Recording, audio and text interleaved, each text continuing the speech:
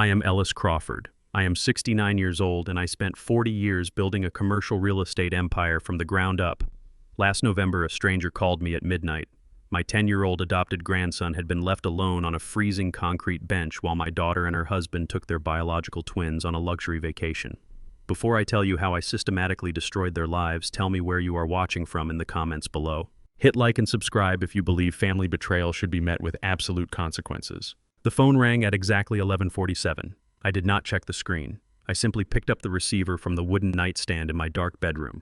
A woman spoke. Her voice was sharp and irritated by the bitter autumn wind. She said she was a security guard at Westfield Park. She told me she had a 10-year-old boy sitting on a bench near the north gate. She said his name was Tyson, and he claimed I was his grandfather.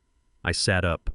The heavy oak frame of my bed creaked in the quiet room. I asked her if the boy was injured. She said he was just freezing. She explained he had been sitting on that identical concrete bench since 7 o'clock that evening. I told her I would be there in 12 minutes. I hung up the phone. I did not panic. Panic is a luxury reserved for people who do not know how to fix broken foundations. I threw on my thick denim jacket. I grabbed my truck keys and walked out into the biting Chicago wind. The drive to Westfield Park took exactly 10 minutes. The city streets were completely empty. The streetlights cast long shadows across the asphalt. I gripped the leather steering wheel and kept my breathing steady. I spent 4 decades pouring concrete in the brutal heat and freezing cold. I built Crawford Holdings from a single rusted wheelbarrow into a massive commercial logistics enterprise. I broke my back so my biological daughter Valerie would never have to know the sting of poverty. I gave her a continuous life of unearned luxury. I bought her the massive suburban estate she currently lives in. I funded the ridiculous tech startup for her arrogant white husband, Bradley. They lived in a bubble of complete privilege while I managed the heavy lifting.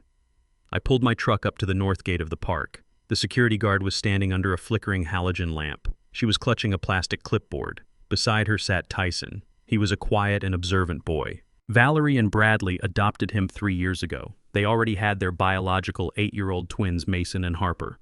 Valerie had insisted that adopting an older black child would complete their progressive family image. Bradley enthusiastically agreed because it looked fantastic on his country club application. I put the truck in park and stepped out into the cold. I walked directly toward my grandson. Tyson sat quietly swinging his short legs. He was wrapped in a thin jacket that was entirely inadequate for the cold weather. He looked up at me. His dark eyes held a profound emptiness. He did not look scared. He looked exactly like a boy who had already accepted that he was entirely disposable. He said my name quietly. His voice did not shake at all. I told him to get into the truck because the heater was running. I turned to the shivering security guard and thanked her for waiting with him. She slowly reached into her front pocket. She handed me a small crumpled square of yellow paper. She told me he had it stuffed inside his backpack. I took the paper and held it under the street lamp. It was a standard sticky note. The handwriting belonged unmistakably to my daughter Valerie. The ink was slightly smudged. I read the words slowly. Tyson, Bradley, and I are taking Mason and Harper on a special trip. We will be back in 7 days. There is a $50 bill in the front pocket of your bag for food. Walk to your grandfather's house if you get scared. Be good. I stared at the paper. They did not call me to ask if I could take him for the week. They did not drop him off at my front door. They drove him to a dark public park at night. They handed him $50 and left the state. I folded the note and put it in my jacket pocket. I got into the driver's seat. Tyson was holding his freezing hands over the heating vent. I put the truck into gear and drove away from the park. I asked him calmly where they went. Tyson stared out the window into the dark streets. He told me they went to Disney World. He said his mother told him the VIP tour was only for 4 people. He said she told him he was too old for Mickey Mouse anyway. I nodded slowly. I did not yell. I did not curse. The night was entirely silent. I drove him back to my estate. I made him a hot meal of chicken and rice. I put him to bed in the guest room. I waited until I knew he was fast asleep. Then I walked into my home office. I poured myself a single glass of bourbon and sat behind my mahogany desk. A private VIP tour at Disney World for 4 people is certainly not cheap.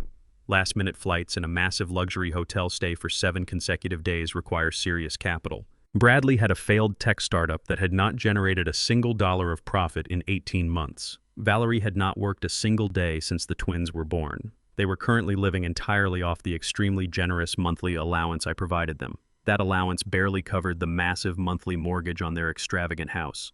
I opened my laptop. I logged into my personal banking portal. I fully intended to permanently freeze the supplementary credit cards I had issued to Valerie years ago. I expected to find a few maxed out balances. Instead, the personal bank accounts were completely untouched. I frowned at the screen. The blue light illuminated the dark room. I switched tabs and logged directly into the Crawford Holdings corporate portal. I quickly clicked directly on the emergency operational credit line. This was a high-limit account strictly reserved for purchasing heavy machinery and securing government contracts. I scrolled down to the recent transactions. There it was, a pending charge posted exactly 4 hours ago. It was from the Walt Disney World Grand Floridian Resort and VIP Services. The total amount was $44,200. They did not just abandon my innocent grandson on a cold park bench.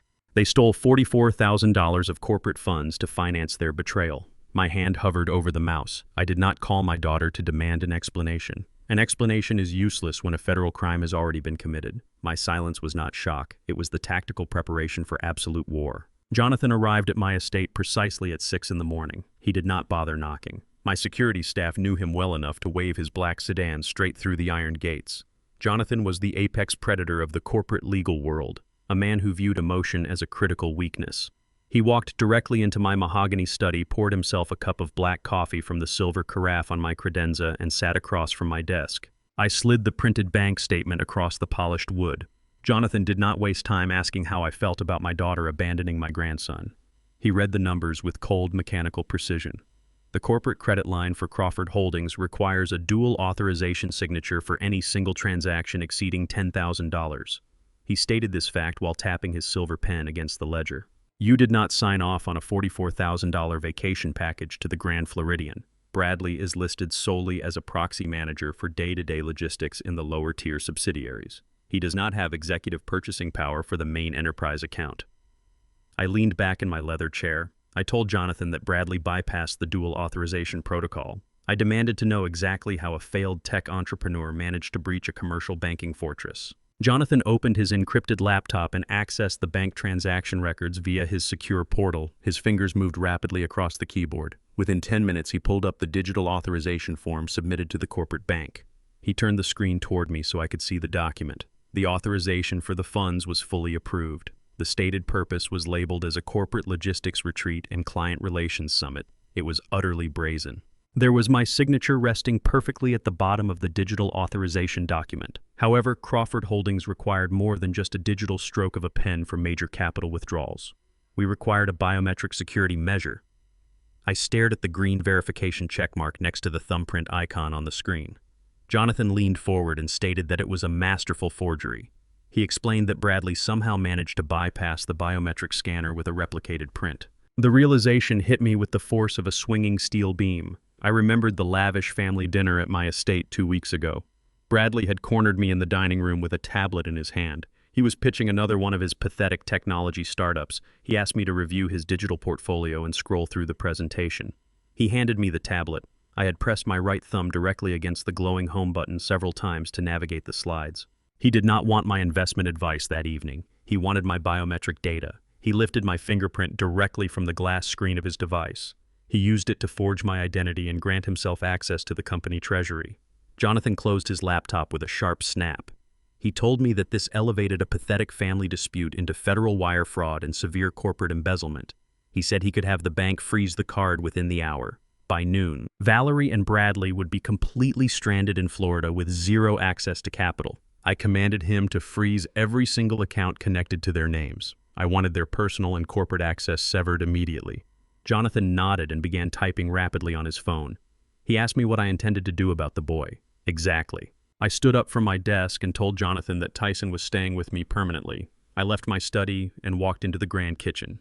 Tyson was sitting at the marble island eating a bowl of oatmeal. He looked up at me as I entered the room. His posture became rigidly stiff. He expected me to be angry about the disruption. He had spent 3 entire years living in a house where his mere existence was treated as an insufferable inconvenience by his adoptive parents. I poured myself a glass of water and told him to finish his breakfast. I kept my voice incredibly gentle. I instructed him to put his shoes on because we were going to his house to pack his clothes and retrieve his school supplies.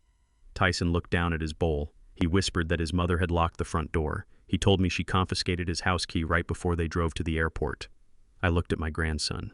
I told him that I legally owned the deed to that suburban mansion, and a locked door was not going to stop us. We drove the 20 minutes to their exclusive gated neighborhood in absolute silence. The house was a massive modern monstrosity. I had paid the entire down payment in cash as a wedding gift. I pulled my heavy truck into the wide circular driveway and parked directly behind Valerie's second luxury vehicle. The neighborhood was quiet and perfectly manicured. I walked up the stone pathway to the grand double front doors. Tyson followed closely behind me with his hands shoved deep into his pockets. I reached onto my keyring and selected the brass master key I kept for emergencies. I slid it into the heavy front door deadbolt mechanism without any hesitation. I turned the brass key to the right. The cylinder refused to budge. I pulled the key out and inspected the metal grooves. I pushed it back into the keyhole and applied more pressure. It failed again. I leaned closer to the heavy wooden door and examined the hardware. The lock face was shiny and completely free of any standard scratches. It was brand new. Bradley had changed every single deadbolt on the house the exact morning they left for the airport. I pulled the key out and dropped it into my pocket. The reality of the situation solidified in my mind. They did not just abandon Tyson in a public park with $50. They deliberately altered the security hardware on the house to guarantee he could never get back inside. If he had somehow managed to walk the 4 miles from the park in the freezing night, he would have been locked out on the porch to freeze. It was a calculated, malicious exclusion. I looked down at my grandson standing silently on the stone steps. I pulled my cell phone from my jacket. I dialed the direct number of a commercial locksmith I had employed on my construction sites for 15 years.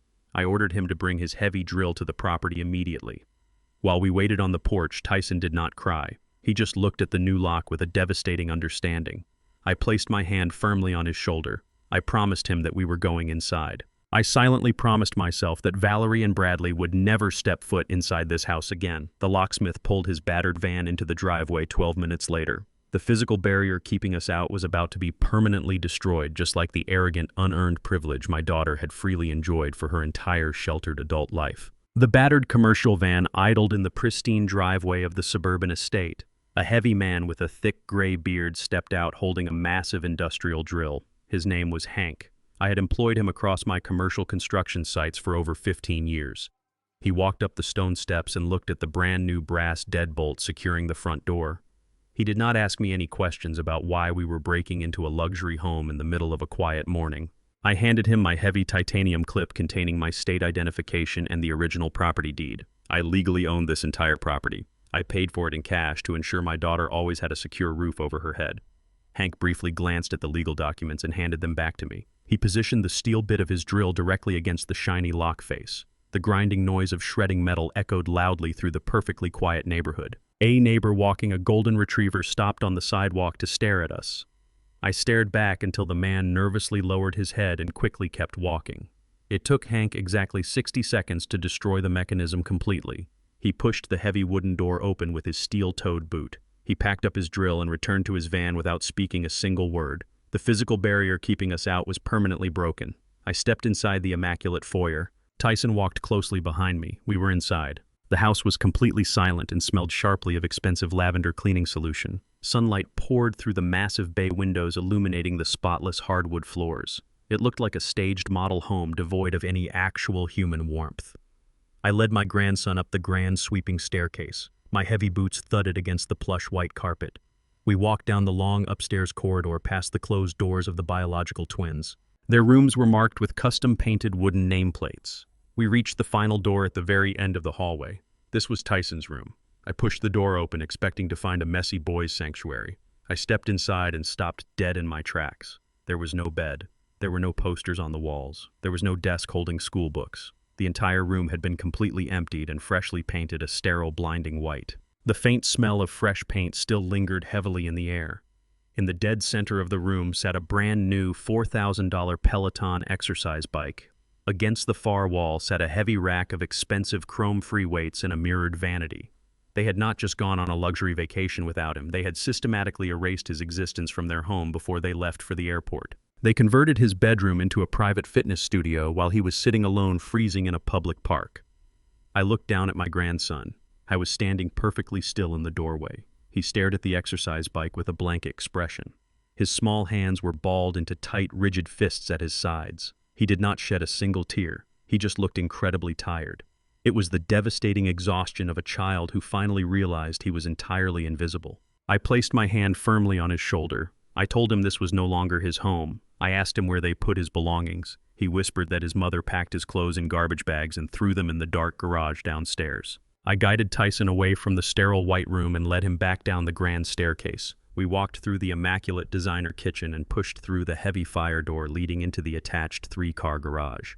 The space was pristine. In the far corner next to a stack of empty luxury delivery boxes sat 3 black plastic garbage bags. They were tied off with cheap plastic zip ties. I walked over to the corner and ripped the top of the first bag open.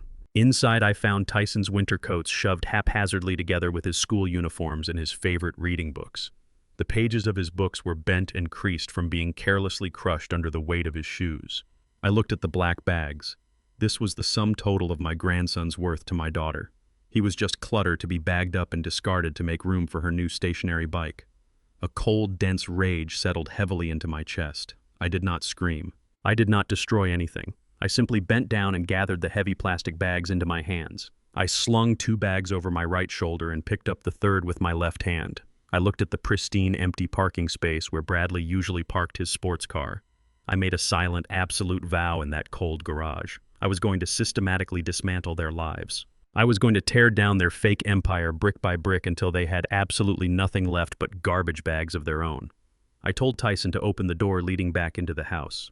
We walked back through the kitchen and headed toward the front door. We were officially leaving this toxic environment permanently. As I stepped onto the front porch, my cell phone vibrated violently in my jacket pocket. I shifted the garbage bags to my left hand and pulled the phone out. The screen displayed my daughter's name. I answered the call and pressed the phone to my ear. I did not say a single word. "Dad," she shrieked through the speaker. The background noise was loud. It sounded exactly like the chaotic marble lobby of a luxury resort. She was not calling to check if her adopted son had frozen to death on a park bench. She was completely frantic about her own comfort. "The front desk at the Grand Floridian just declined my card," she yelled over the crowd. "They are threatening to lock us out of our VIP suite right now. Call the bank immediately and fix this. We have a private boat reservation in 20 minutes. "The card is not broken, Valerie," I replied. My voice was as cold and hard as the concrete I used to pour. "It is completely frozen, because Jonathan is filing a federal corporate fraud report regarding a forged biometric signature." The silence on the other end of the line was absolute. The background noise of the luxury hotel suddenly seemed very distant. "What are you talking about?" she stammered. The arrogant entitlement instantly drained out of her voice. "I am standing in Tyson's bedroom," I stated calmly. "Or rather, your new home fitness studio. I have the boy. I have the sticky note you left him. And I have the forged authorization form. You and Bradley have exactly 1 hour to figure out how you are going to pay for your flights home before I hand these legal documents directly to the district attorney." I ended the call. I walked away and threw the bags into my truck. The adjustment had officially begun. I sat in the cab of my truck and stared through the windshield at the massive suburban house. I had just hung up the phone on my daughter. The connection did not stay silent for long. My phone vibrated against the center console less than 30 seconds later. The caller identification still displayed Valerie's name, but the voice on the other end belonged entirely to her husband. Bradley did not bother with pleasantries. He was furious and panicking. He realized his access to the corporate treasury had been permanently severed. He yelled into the receiver with the desperate arrogance of a man who had never faced a real consequence in his life. He demanded I immediately authorize the bank to unfreeze the logistics account. He claimed he had massive tech investments pending and that my interference was illegally disrupting his business operations. I kept my breathing steady. I told him he had exactly 0 legitimate business operations. I reminded him he was a proxy manager who just committed federal wire fraud. Bradley realized his corporate posturing was useless. He shifted his tactics instantly. He lowered his voice into a vicious and calculating tone. He told me I had no legal right to remove Tyson from his home. He said I broke into his property and stole his child. He explicitly threatened to call the local authorities and file a formal kidnapping charge against me. He said he would tell the police I was a dangerous and unstable old man. He gave me a direct ultimatum. He promised to ruin my reputation and have me arrested unless I restored his financial access within 10 minutes. He thought his threat would force me into immediate submission. He was completely wrong. I did not argue. I simply told him to make the call. I hung up the phone and placed it carefully on the center console of my truck. I did not drive away immediately. I sat perfectly still and waited for his next move. Bradley was a coward who relied on intimidation to secure his artificial authority. He expected me to panic and reverse the bank freeze to avoid a public scandal. He severely miscalculated my tolerance for a fight. My phone screen lit up 2 minutes later with another incoming call from Valerie's number. I did not answer. I opened my digital recording application and activated the audio capture function. I let the call go to voicemail. 5 seconds later, a notification appeared confirming a new voice message. I pressed play and routed the audio through the truck speakers. Bradley had left a chaotic and breathless recording. He shouted into the microphone that he had just dialed emergency services. He stated clearly that he told the police dispatcher an unstable relative had broken into his house and forcefully abducted his 10-year-old son. He reiterated his extortion demands directly into my voicemail. He promised to drop all criminal charges if I immediately authorized a massive wire transfer to his personal account. He documented his own blackmail attempt in his own frantic voice. It was a spectacular strategic failure. He essentially handed to me the exact legal weapon I needed to destroy him. I saved the audio file and forwarded a secure copy directly to Jonathan. I put the truck into gear and drove back to my private estate. I pulled through the tall iron security gates and parked near the front entrance. I escorted Tyson inside and instructed him to go read his books in the guest room. I sat on the front porch and waited patiently for the local police. 2 patrol vehicles arrived at my estate exactly 14 minutes later. Their red and blue emergency lights flashed brightly against the tall iron gates. I pressed the remote button in my pocket and allowed the heavy gates to swing open. The cars sped up the long driveway and parked aggressively on the circular pavement. 4 armed officers stepped out of the vehicles. They unholstered their standard flashlights and approached my front porch with their hands resting cautiously near their weapons. They were clearly prepared to engage a hostile and dangerous suspect who had violently abducted a child. I remained seated in my wooden rocking chair. I did not raise my hands. I did not show an ounce of fear. I simply waited for the lead officer to step onto the illuminated porch. He was a young man with a tight jaw and a nervous posture. He demanded I stand up and identify myself immediately. Before he could escalate the situation further, a third vehicle pulled quickly into the wide driveway. It was an unmarked black SUV. Captain Miller stepped out of the driver's seat. He walked briskly past the junior officers and stood directly in front of me.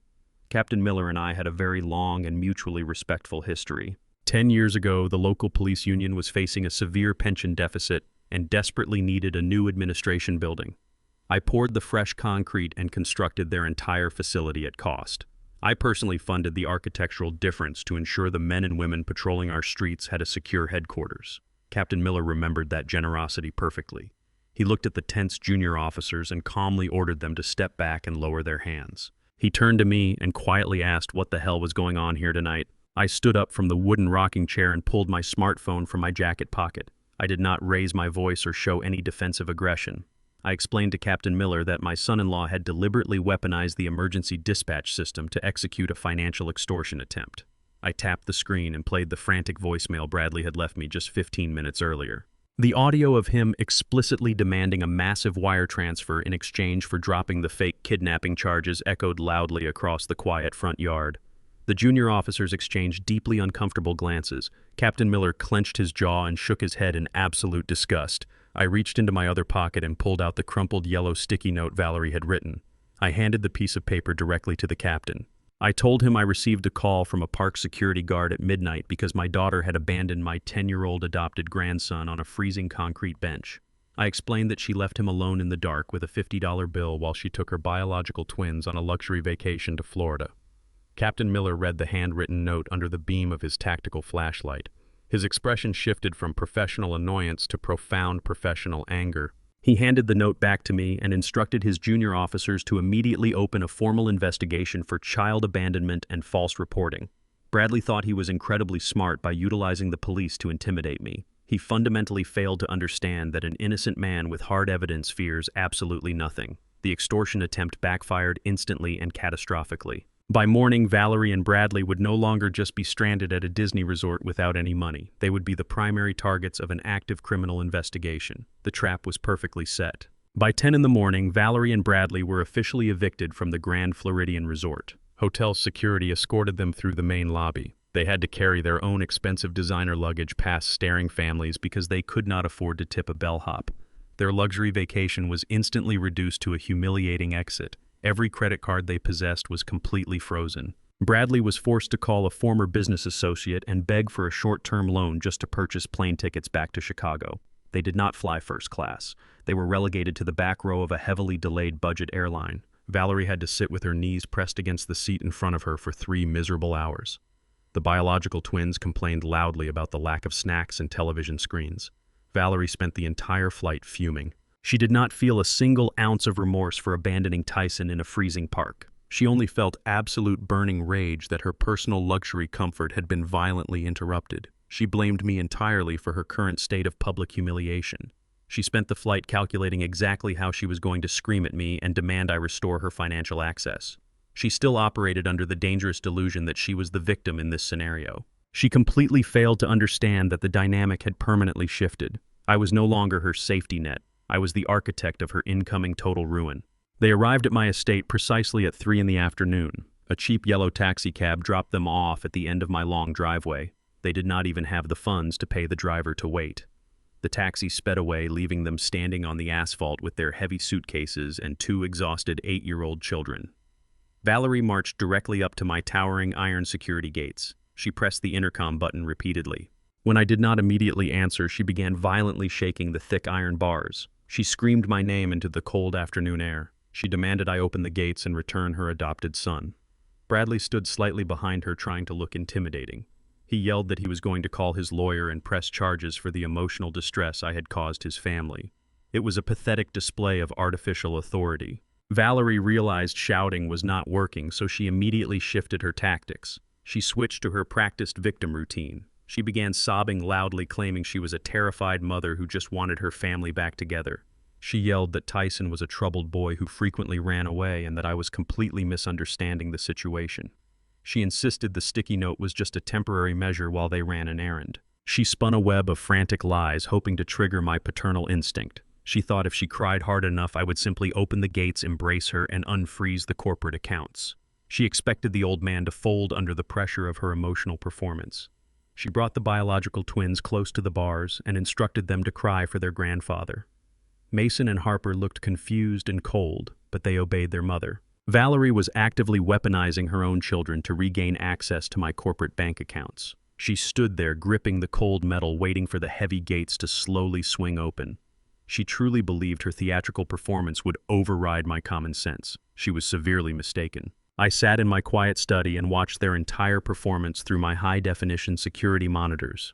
The wall of screens displayed every angle of the front entrance. I did not walk out to the driveway to argue with them. I did not press the intercom button to tell them they were entirely cut off. I simply watched them unravel in high resolution. Tyson was sitting on the leather sofa reading a book about engineering. He did not hear the screaming outside because my estate was built with soundproof commercial glass. I poured myself a fresh cup of coffee and stared at the monitors. Bradley began kicking the iron gate with his expensive leather shoes. He looked ridiculous. Valerie eventually stopped her fake sobbing when she realized the audience was completely unresponsive.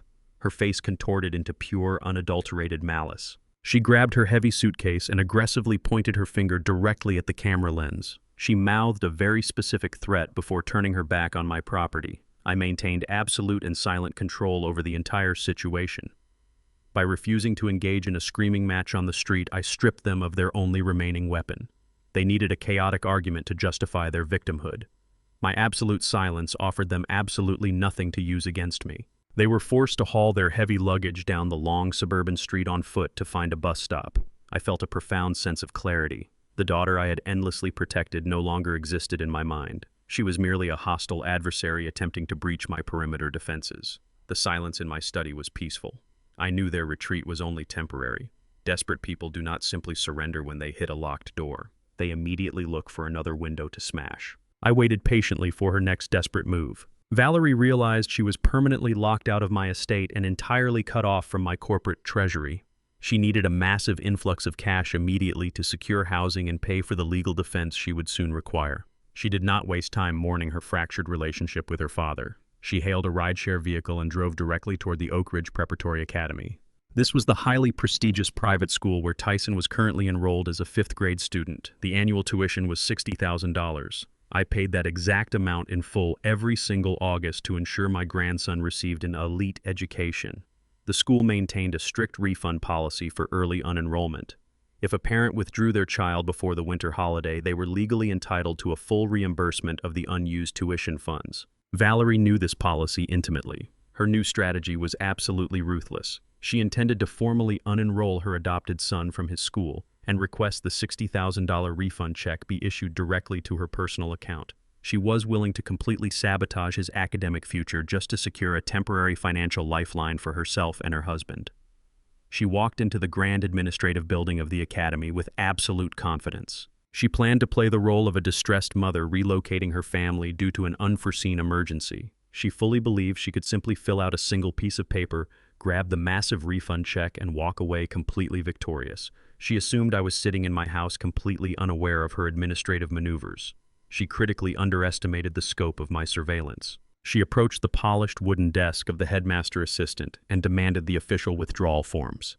She smiled sweetly, completely unaware that a devastating counterstrike was already in motion. The adjustment was escalating rapidly. My phone buzzed against the mahogany desk exactly at 8 in the morning. Jonathan did not waste a single breath on greetings. He informed me that Valerie had just contacted the bursar at Oak Ridge Preparatory Academy. She submitted a formal request to withdraw Tyson from the 5th grade. She invoked the early withdrawal clause to secure the $60,000 tuition reimbursement. I hung up the phone and stood up. Oak Ridge is an elite institution catering to the ultra-wealthy. I paid the annual tuition in full every single August to guarantee my grandson a pristine education. Valerie intended to strip him of his academic future to fund her legal defense and secure a temporary lifeline. I put on my tailored charcoal suit and drove directly to the academy. The campus was a sprawling fortress of manicured lawns and historic brick buildings. I bypassed the main reception desk and walked straight down the administrative corridor. I did not ask for permission. I pushed open the heavy oak doors of the headmaster's office. Valerie and Bradley were sitting in the plush leather chairs across from Headmaster Sterling. Valerie held a pen. The withdrawal forms rested on the polished desk in front of her. She looked up. The color completely drained from her face. Bradley tensed his shoulders and glared at me. Headmaster Sterling stood up in surprise. I stepped fully into the room and closed the heavy doors firmly behind me. The steel trap was completely ready to snap shut. Valerie recovered her composure and immediately launched into a theatrical performance. She stood up and turned to the headmaster with an expression of profound distress. She claimed I was suffering from a severe psychotic breakdown. She told Headmaster Sterling that her wealthy father had violently abducted her adopted son and was currently holding him hostage at my private estate. Bradley stood up and echoed her ridiculous narrative. He demanded the school process, the withdrawal forms immediately to protect the child from my delusional interference.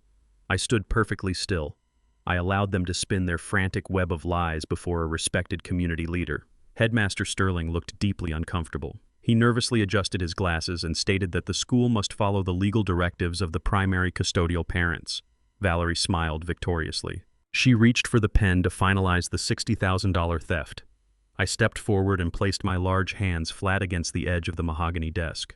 I stared directly into Valerie's eyes. I told her she was a spectacular liar. I stated clearly that she abandoned her 10-year-old adopted son on a freezing concrete bench at night while she and her husband took their biological children on a luxury vacation. I informed the headmaster that Valerie left the child with a single $50 bill and a sticky note instructing him to walk 4 miles to my house. Valerie shrieked and called me a liar. She claimed I was inventing crazy stories to punish her for a minor financial disagreement. Bradley stepped aggressively into my personal space. He tried to physically block my line of sight to the headmaster. He yelled that I had absolutely no legal authority in this building. He stated that he and Valerie were the sole custodial guardians and they held the absolute right to remove their son from the academy. I did not raise my voice. I did not step back. I looked at Bradley with pure contempt. I reached into my tailored suit jacket and pulled out a thick envelope. The confrontation was about to end very abruptly indeed. I opened the thick envelope and withdrew a stack of formal legal documents bearing the official seal of the state court. I dropped the papers directly onto the polished desk in front of Headmaster Sterling.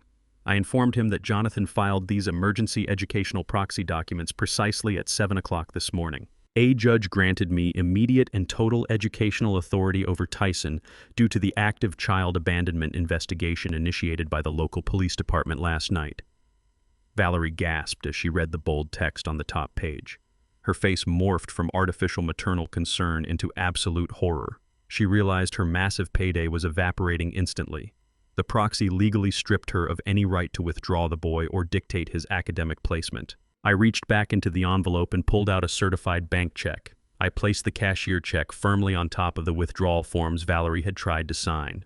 The check was made out to Oak Ridge Preparatory Academy for the exact amount of $180,000. I looked directly at the stunned headmaster.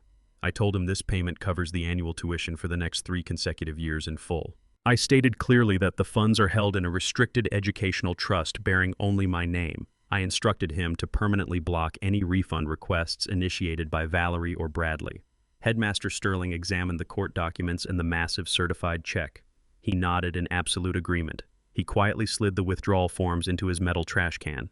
Valerie let out a shrill scream of pure frustration. She had failed completely and utterly in her devious scheme. Her plan to sabotage Tyson to line her own pockets was legally dismantled right in front of her greedy eyes. The swift execution was flawless. Valerie stormed out of the headmaster's office in absolute disgrace. She rushed down the administrative hallway with her designer handbag swinging wildly against her hip. Bradley followed closely behind her. His face was flushed crimson with profound humiliation. I thanked Headmaster Sterling for his professional cooperation and slowly walked out to the main parking lot. The crisp autumn air outside felt incredibly refreshing and cool. As I approached my heavy truck, I heard rapid, aggressive footsteps pounding against the pavement behind me. I turned around calmly. Bradley was marching directly toward me with his fists clenched tightly at his sides. He closed the distance and attempted to physically intimidate me. He stood inches from my face and tried to leverage his height. He thought his aggressive posturing would force me to take a fearful step backward. I did not flinch. I did not break eye contact. I spent 4 grueling decades commanding massive construction crews and negotiating with ruthless commercial developers. A failed suburban tech entrepreneur throwing a childish tantrum was not a threat. It was an embarrassment. I stared into his panicked eyes. I told him quietly that his fake empire was entirely crumbling. I reminded him that he was currently facing a federal wire fraud investigation. He realized his physical intimidation was entirely useless against a man who possessed absolute resolve. Bradley let out a primal roar of pure, unadulterated rage. He turned violently and kicked the silver luxury sedan parked directly next to my truck. The heavy impact dented the expensive door panel and triggered a blaring security alarm. He had just vandalized the personal vehicle belonging to Headmaster Sterling. The chaotic alarm echoed across the pristine academic campus. Bradley panicked immediately. He sprinted toward his own vehicle and sped away, leaving a massive trail of fresh destruction behind him. His reckless action triggered the next severe conflict. Bradley fleeing the academy parking lot was a pathetic display of cowardice, but it forced Valerie to change her strategy entirely. She realized she could not manipulate the legal system or the academic administration. She decided to weaponize the court of public opinion. At 4 o'clock that afternoon, my smartphone began to vibrate constantly with incoming notifications. Jonathan sent me a direct link to a video Valerie had just posted across all her social media platforms. I clicked the link and watched her carefully orchestrated performance. She sat on the edge of a designer's sofa wearing minimal makeup and a loose sweater to project absolute vulnerability. She looked directly into the camera lens and began to sob heavily. She did not produce a single genuine tear, but her voice trembled with practiced perfection. She told her thousands of wealthy suburban followers that her family was enduring an absolute waking nightmare. She explicitly stated that her elderly father had suffered a severe psychotic break. She claimed I violently ambushed her and forcefully abducted her adopted son. She painted a horrifying picture of a delusional old man holding a child hostage inside a heavily guarded estate. She begged her digital audience for prayers and immediate community support. She completely omitted the indisputable fact that she cruelly abandoned Tyson in a freezing park with a sticky note. She conveniently ignored the forged corporate checks and the active federal fraud investigation. She deliberately tailored the false narrative to portray herself as a desperate and loving mother fighting a highly dangerous monster. The video gained massive viral traction within just half an hour. It was shared relentlessly by the elite country club wives and the local neighborhood watch associations. She desperately wanted the collective weight of intense societal pressure to completely force my legal hand. The resulting social fallout was completely immediate and highly predictable. The wealthy suburban community instantly rallied around Valerie and her fabricated tragedy. My phone rang incessantly with calls from concerned acquaintances and former business associates. They left carefully worded voicemails urging me to seek immediate medical and psychiatric evaluation. The board members of the local charity organizations I had personally funded for over 2 decades suddenly stopped returning my emails. When I drove to the premium grocery store the following morning to buy fresh produce for Tyson, the shift in atmosphere was undeniably palpable. Women wearing expensive athletic gear pointedly turned their backs and hurriedly walked down adjacent aisles when they saw me approach. Men I had played golf with for years suddenly found their mobile phones incredibly fascinating to avoid making direct eye contact. I was being actively and systematically ostracized by the very community my construction company had physically built from the ground up. Valerie expected this deliberate social isolation to completely break my spirit. She assumed I would aggressively take to the internet to defend my honor and engage in a messy public shouting match. She critically failed to understand my core fundamental nature. I spent my entire difficult youth laying heavy bricks and hauling steel. I did not require the fragile approval of idle suburbanites to validate my existence. I did not record a rebuttal video. I did not issue a public statement defending my sanity. I maintained an absolute and terrifying silence. I knew that digital sympathy and internet likes do not pay actual commercial mortgages or clear massive legal debts. While Valerie was busy counting her virtual comments, I was busy arranging a financial strike that would permanently destroy her remaining source of income. Social smear campaigns are ultimately meaningless against concrete economic leverage. At 2 o'clock that afternoon, I drove my truck into the downtown financial district. I parked beneath a towering glass skyscraper and took the private elevator up to the 40th floor. I walked directly into the opulent executive office of a man named Silas. Silas ran a highly aggressive private equity firm that specialized in funding high-risk technology ventures. He was a ruthless predator who loaned massive amounts of capital at punishing interest rates to desperate entrepreneurs. I sat down in the heavy leather chair across from his sprawling desk. I did not engage in small talk. I directly handed Silas a thick commercial envelope containing the financial dossier Jonathan had compiled on Bradley. I informed Silas that I was acutely aware his firm held the primary mezzanine debt for Bradley's failing technology startup. The startup had not produced a viable software product in 2 years and was actively hemorrhaging cash. Silas leaned back and steepled his fingers, acknowledging that the debt was currently categorized as highly toxic. Bradley owed his firm just over $2 million and was consistently late on his brutal monthly interest payments. I looked directly into his calculating eyes and presented a remarkably simple proposition. I offered to purchase the entirety of Bradley's corporate debt portfolio in cash at a 5% premium above its current market value. Silas stared at me in genuine surprise. It is exceptionally rare for a sane investor to willfully purchase a completely failing loan without demanding a massive discount. I explained that I was not making an investment for financial profit. I was strictly making an investment to acquire absolute leverage. Silas smiled coldly. He recognized the tactical nature of a hostile family takeover. He instructed his legal team to immediately draft the official assignment of debt agreements. The corporate transaction was fully finalized within 45 minutes. I signed my full name across the heavy stack of legal documents and initiated the massive wire transfer from my secure holding accounts. The funds hit the private equity firm instantly. Silas signed the final transfer deed and officially handed the entire toxic debt portfolio directly over to me. I stood up and buttoned my suit jacket. The ink was dry and the trap was permanently set. I walked out of the towering skyscraper holding the absolute destruction of my son-in-law in a slim leather briefcase. I was now legally recognized as the sole and primary creditor for Bradley's technology startup. I possessed the unilateral legal authority to enforce the strict covenants of the original loan agreement.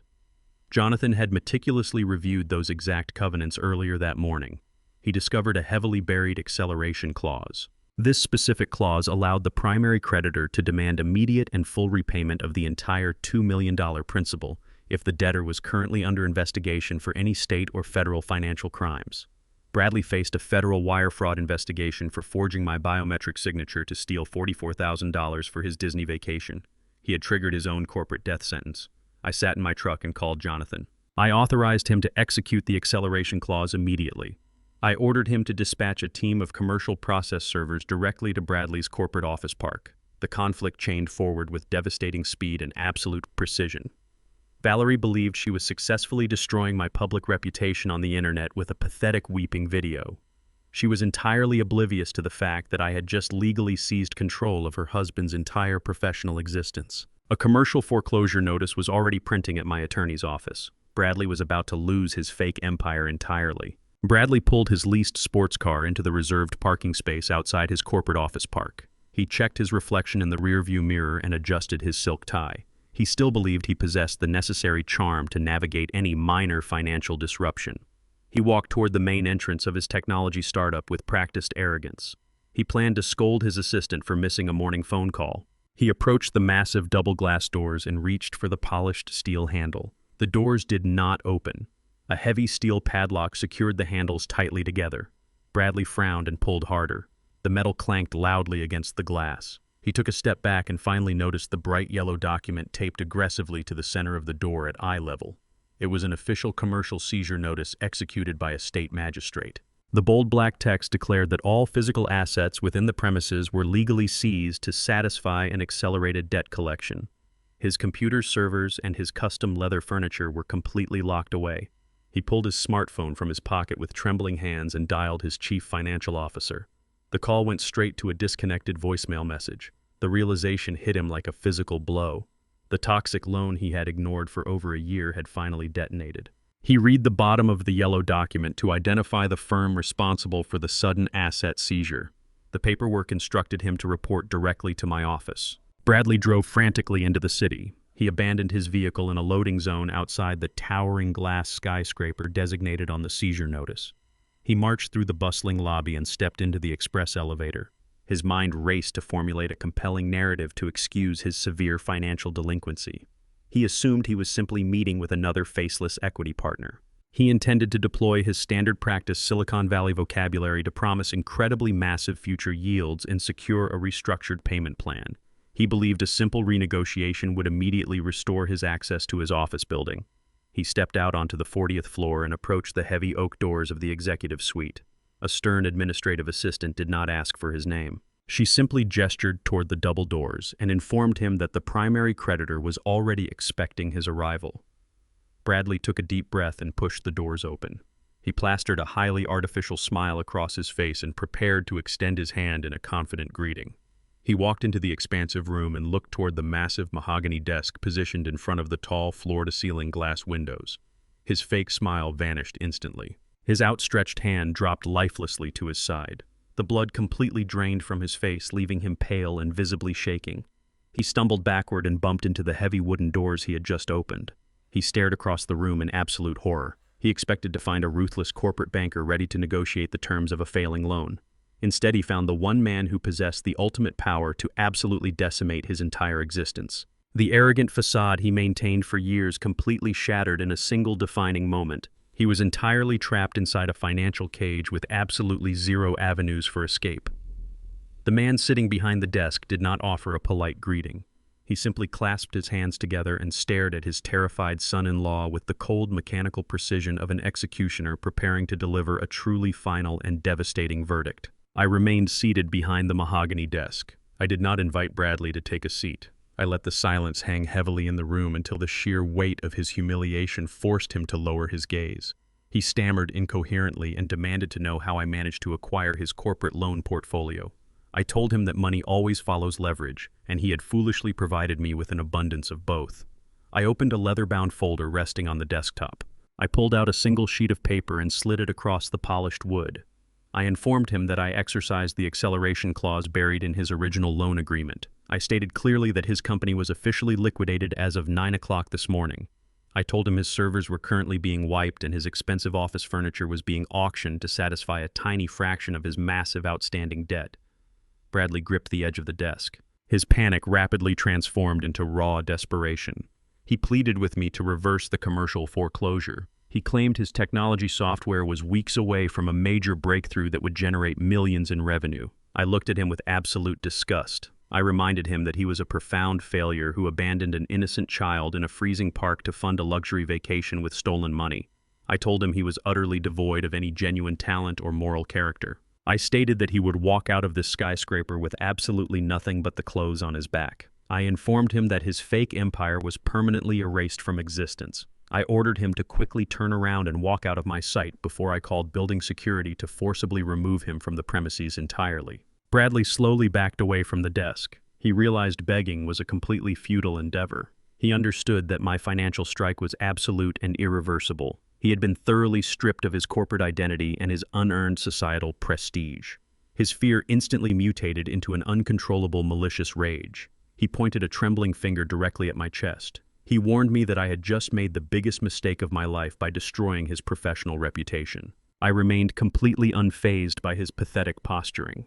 Bradley turned his back and stormed out of the executive suite. He slammed the heavy oak doors shut with a violent force. He did not accept his defeat. Stripped of his fake empire, he immediately sought to retaliate with his only remaining piece of leverage.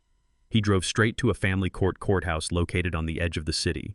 He weaponized his parental status over the two children he knew I genuinely cared for. He filed an aggressive emergency motion to permanently relocate his biological twins across the country. He explicitly stated in the legal filing that the relocation was necessary to escape the extreme financial and emotional abuse inflicted by a tyrannical grandfather. He demanded full physical custody be transferred to an out-of-state jurisdiction where I would have absolutely zero legal access to Mason and Harper. He intended to use my own flesh and blood as hostages in a twisted game of ultimate retribution. He sent an arrogant text message directly to my personal phone minutes after filing the hostile motion. He promised I would never see his children again unless I restored his company and dropped the federal fraud investigation. He believed this ruthless custody threat would finally force my immediate surrender. He had absolutely no idea that I was already actively digging into the deep, dark foundation of his darkest secrets. Bradley actually believed his aggressive custody threat regarding the biological twins would force my immediate surrender. He assumed I would panic at the prospect of losing access to my biological grandchildren. I did not panic. I simply realized that his pathetic willingness to weaponize children required a completely devastating and permanent response. I sat at my mahogany desk and dialed a highly specialized forensic investigator I frequently used during complex commercial real estate acquisitions. His background was in federal fraud auditing. I did not ask him to investigate Bradley and his failed technology startup. I already owned that wreckage. I ordered him to dig aggressively into the original adoption paperwork from 3 years ago. I wanted to know exactly how and why a racist, arrogant man like Bradley and my deeply entitled daughter suddenly decided to adopt a 7-year-old black boy from the state foster system. It never made logical sense to me. Valerie despised disruptions to her perfect suburban aesthetic. Bradley treated anyone outside his tax bracket with utter contempt. They paraded Tyson around at country club dinners like a fashionable accessory but treated him like a ghost behind closed doors. There was a financial motive hidden beneath their fake progressive charity. People like my daughter and her husband do not do anything out of the goodness of their hearts. Every action is a calculated investment designed to yield a specific return. I instructed the investigator to pull every sealed court record and trace every single financial disclosure they submitted to the adoption agency. The investigator required full authorization to breach their sealed financial histories. I provided him with unlimited corporate funding to expedite the legal unsealing process. He promised a comprehensive dossier by the end of the week. I intended to uncover their darkest hidden secret. The forensic investigator called my private secure line precisely 3 days later. He did not bother sending a digital report because the findings were far too sensitive for standard email servers. He drove directly to my estate and handed me a thick physical binder containing highly classified federal documents. He sat across from my desk and explained the sickening truth with absolute precision. Valerie and Bradley never possessed a single shred of parental love for Tyson. They legally adopted a vulnerable black child directly from the state foster system for one singular and malicious reason. They needed to officially list a minority dependent on their household tax returns to successfully qualify Bradley's failing technology startup for a massive federal grant.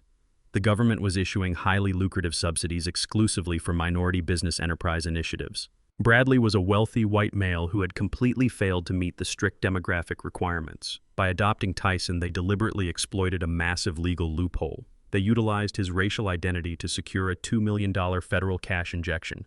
The investigator presented the signed government applications proving they listed Tyson as a primary minority shareholder of the shell company. Once the massive federal grant money officially cleared into their corporate accounts, they completely discarded the boy.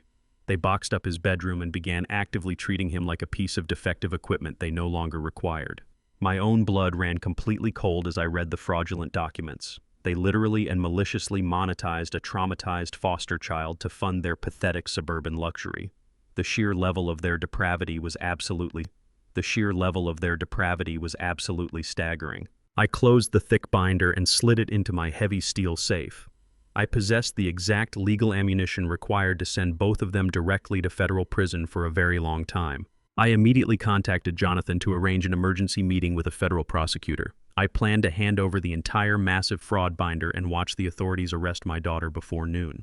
I severely underestimated Valerie's absolute willingness to weaponize the legal system using fabricated medical evidence. Before Jonathan could secure an audience with a federal judge, a heavy knock echoed through my estate. I walked quickly to the front entrance and opened the heavy oak door. 2 uniformed police officers stood on my porch. They did not look very friendly. The taller officer handed me a thick stack of legal papers bearing an official county court seal. It was a temporary ex parte restraining order. The document legally barred me from coming within 500 feet of Tyson or the biological twins. I read the attached affidavit in absolute stunned silence. Valerie had sworn under penalty of perjury that I was suffering from severe violent dementia. She attached a deeply forged medical evaluation from a corrupt private physician claiming I posed an imminent physical threat to her children. The ex parte nature of the filing meant a judge granted the temporary order based entirely on her unchecked emergency testimony. I was not legally permitted to present a defense before the mandate was enforced. She used the fake medical evaluation to paint me as a dangerous predator hoarding an abducted child. The restraining order was a calculated preemptive strike designed to legally cripple me before I could expose her federal grant fraud. She thought the overwhelming power of the state court system would force me into panicked submission. The police officers stood firmly on my porch, waiting to enforce the immediate physical removal of my young grandson. The situation had escalated into a highly volatile and extremely dangerous legal ambush. The taller police officer placed his hand resting aggressively on his black utility belt. He informed me that I had exactly 5 minutes to produce the child before they entered the premises to conduct a forced extraction. I did not argue with armed law enforcement officers operating under a signed judicial mandate. Resisting a court order would only validate Valerie's fake narrative of my violent instability. I asked them to wait patiently on the porch. I walked quietly back into the main house and found Tyson sitting on the living room sofa. He was reading a book about structural engineering I had given him. I sat down directly beside him. I looked him directly in his dark, observant eyes. I promised him that this separation was entirely temporary. I explained that the police were taking him away for a few days, but I would completely dismantle the people responsible for hurting him. Tyson nodded slowly. He did not cry. He packed his small school backpack with profound dignity. I walked him to the front door and handed him directly over to the waiting officers. The police placed him in the back of their patrol cruiser and drove away from my property. The heavy iron gates closed silently behind them. I was completely barred from contacting my grandson. I immediately walked into my quiet study and locked the solid mahogany door. I picked up my phone and dialed Jonathan. I instructed him to cancel all his pending appointments for the next 48 hours. I told him we were facing a fraudulent ex parte restraining order built on deeply falsified medical documents and federal grant embezzlement. Jonathan did not offer any pointless sympathy. He simply told me to bring the federal fraud binder directly to his downtown office. We immediately began preparing a devastating tactical assault for the upcoming emergency courtroom showdown. The heavy oak wooden doors of the county courthouse swung shut, sealing us inside the sterile courtroom. I sat at the defense table next to Jonathan. I wore my charcoal suit and kept my posture absolutely rigid. Valerie sat across the aisle at the plaintiff's table. She wore a modest beige cardigan to project an image of a vulnerable, terrified mother. Bradley sat behind her in the gallery, maintaining a facade of righteous indignation. Judge Harrison called the emergency ex parte hearing to order. He asked Valerie to state her case for making the temporary restraining order permanent. She stood up and immediately launched into a spectacular rehearsed performance. She clutched a crumpled tissue and let a single tear roll down her cheek. She told Judge Harrison that her wealthy, domineering father had completely lost his grip on reality. She claimed I had suffered a violent psychotic break and was using my vast resources to terrorize her family. She testified under oath that I physically threatened her husband and abducted her traumatized adopted son from a safe environment. She pointed a shaking finger directly at me and begged the court to protect her children from a dangerous, unstable old man. She leaned heavily on the fabricated medical evaluation she had purchased from a corrupt physician. Her performance was designed to evoke absolute pity. She believed her manufactured tears would easily manipulate the judicial system into legally paralyzing me. She fundamentally misunderstood the brutal reality of the arena she had just entered today. I remained absolutely silent while she wept. I did not shake my head or object to her malicious perjury. I simply stared at her until she finished her pathetic monologue and took her seat. Judge Harrison turned his stern gaze toward our table and asked if we had a response to these severe allegations. Jonathan stood up. He did not offer a passionate, emotional defense.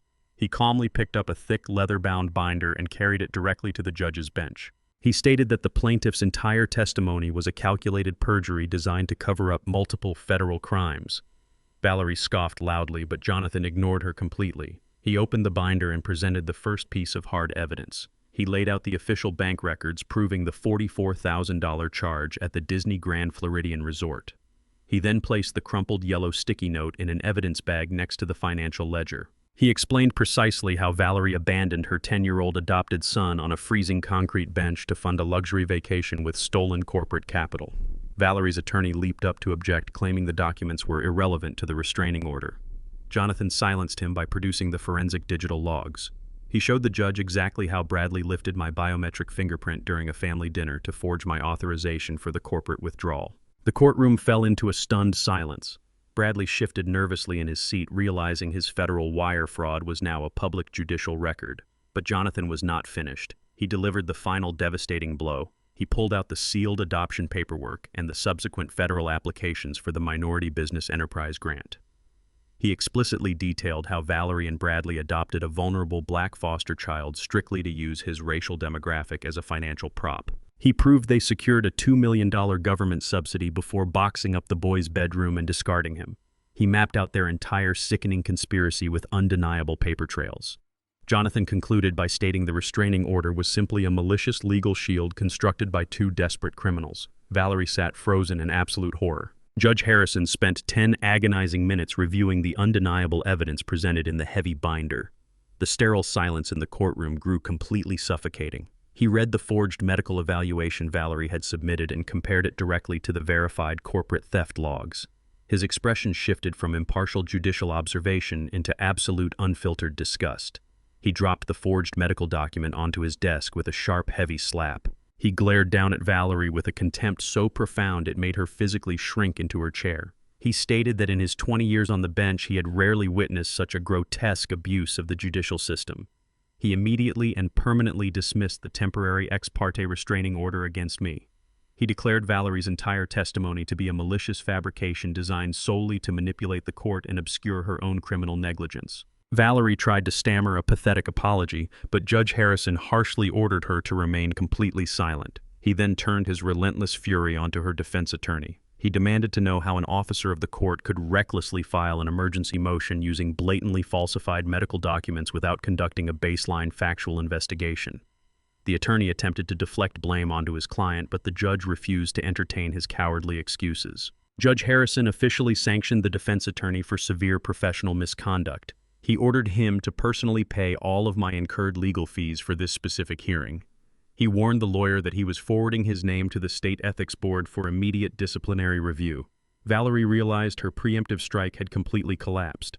She lost her fraudulent legal shield and exposed her massive federal crimes to a sitting judge. She looked back at Bradley in the gallery. He was already standing up and preparing to flee the courthouse. The immediate dismissal of the restraining order was a massive tactical victory, but the underlying consequences of revealing the adoption fraud were absolutely devastating. Judge Harrison did not simply slam his gavel and dismiss the court.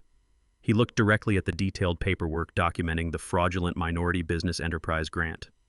He recognized that Tyson was not just a victim of bad parenting, but a central pawn in a massive ongoing federal felony. He leaned forward and stated that the severity of the financial exploitation and the documented physical abandonment required immediate state intervention today. He announced that he was legally mandated as an officer of the court to report these specific findings directly to Child Protective Services. The judge declared that Valerie and Bradley were entirely unfit to maintain custody of a vulnerable minor while an active criminal investigation was underway. He ruled that Tyson must be immediately removed from their legal care to ensure his absolute safety. I felt a surge of profound relief, assuming the judge would officially grant me emergency physical custody on the spot. Jonathan stood up to formally request the placement. Judge Harrison raised his hand and denied the motion instantly. He explained that because I was deeply entangled in the corporate financial dispute involving the stolen funds, the state considered me a highly compromised party. He ruled that placing the boy in my estate during a massive corporate legal war violated strict state welfare protocols. He slammed his wooden gavel down with absolute finality. He decreed that until the fraud and abandonment charges were fully sorted by the federal authorities, Tyson must be placed directly into a neutral state foster facility. The victory instantly mutated into a horrifying, unmitigated disaster. The rigid bureaucratic system was preparing to swallow my grandson. I was completely barred from bringing him home. A brutal new crisis ignited.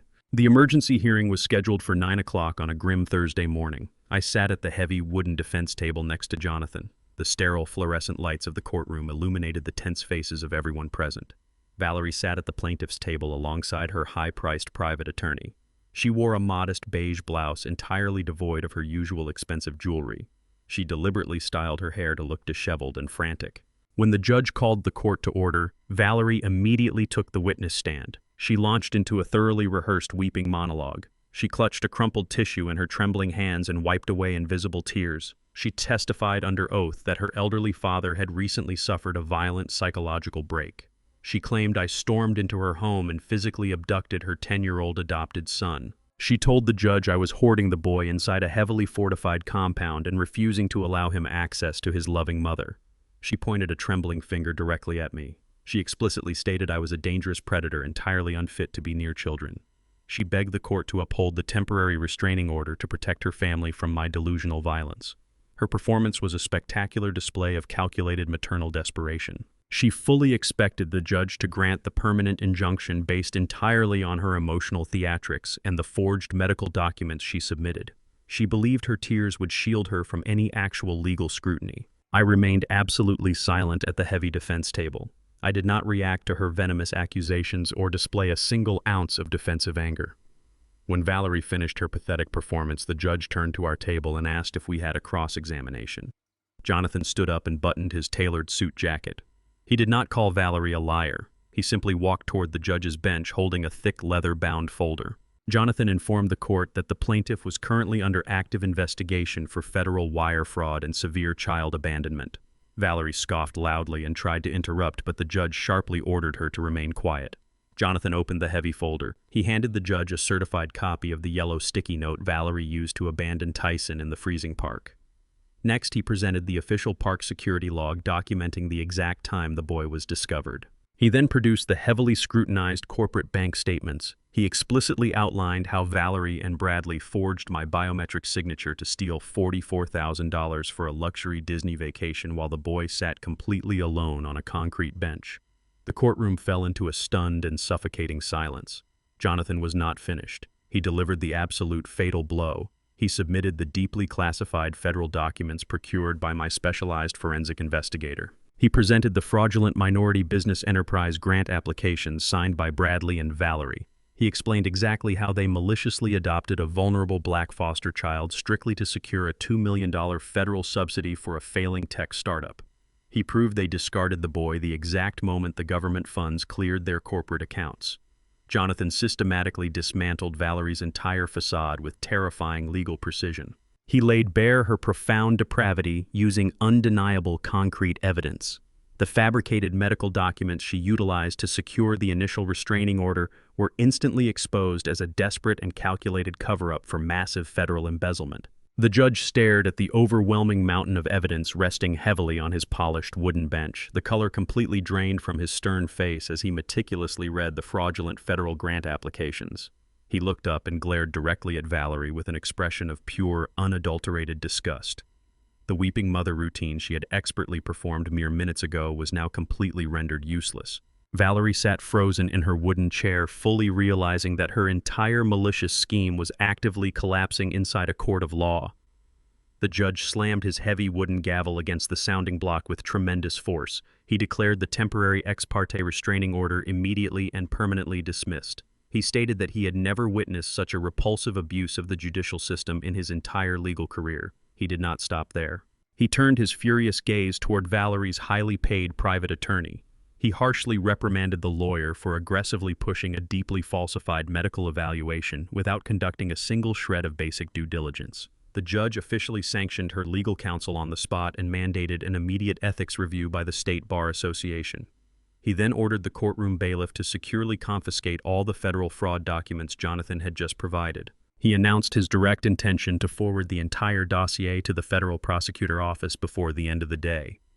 Valerie visibly trembled. She had walked into the courtroom expecting to legally cripple me and isolate my grandson. She was now walking out facing imminent federal indictment and severe criminal charges. My calculated silence had successfully allowed her to completely destroy herself. The immediate dismissal of the restraining order was a massive tactical victory, but it triggered a catastrophic secondary consequence. The judge adjusted his wire-rimmed glasses and leaned heavily over his bench. He addressed both legal teams with a grim and unwavering tone. He stated that the sheer volume of severe financial fraud and documented child abandonment presented a clear and present danger to the minor. He declared that Valerie and Bradley were fundamentally unfit to maintain custody of the boy they had maliciously exploited for federal capital. However, he also noted the extreme volatility of the current family dynamic. He stated that until the federal authorities completed their exhaustive criminal investigation regarding the stolen grants and the forged corporate accounts, the boy could not simply be handed over to a warring relative. The judge slammed his gavel a second time and issued a deeply devastating mandate. He formally ordered Child Protective Services to immediately intervene and seize physical custody of Tyson. He declared that my grandson must be placed directly into a state-run foster facility pending the final resolution of the criminal fraud charges. The air completely left my lungs. I had systematically destroyed Valerie's legal assault and exposed her darkest secrets, but I had inadvertently triggered a massive bureaucratic machine. I watched the court clerk stamp the official placement orders. The very system Tyson was adopted from was about to swallow him whole once again. He would be thrown into a sterile government facility surrounded by strangers while lawyers argued over his fate for months. I stood up from the defense table. I refused to let my grandson spend a single night sleeping on a stiff mattress in a cold state-run facility. I looked at Jonathan. The legal battle was over, but a highly covert extraction was about to begin. Valerie marched through the sliding glass doors of the international terminal accompanied by 4 armed airport police officers. She played the role of the frantic mother with absolute perfection. Her hair was deliberately disheveled. She clutched a crumpled tissue in her right hand and directed the officers toward the premium departure gates with her left. She had informed the authorities that a dangerous and delusional old man was actively attempting to smuggle a ward of the state across federal lines. The lead officer communicated rapidly into his shoulder radio to lock down the boarding bridge for the outbound flight to Anchorage. Valerie smiled internally. She fully believed she had completely cornered me. She imagined the deeply satisfying public spectacle of seeing her wealthy father violently detained in handcuffs, while she triumphantly reclaimed the boy she viewed only as a federal grant asset. The tactical team bypassed the standard security checkpoints and sprinted directly down the polished concourse. Passengers scattered out of their path. Valerie kept pace right behind the heavy tactical vests of the officers. They approached gate B42 just as the final boarding call echoed through the overhead speakers. The airline staff stepped aside immediately when the lead officer flashed his badge and demanded a complete halt to the boarding process. Valerie pushed her way to the front of the group. She stared down the long carpeted jet bridge with a look of pure predatory anticipation.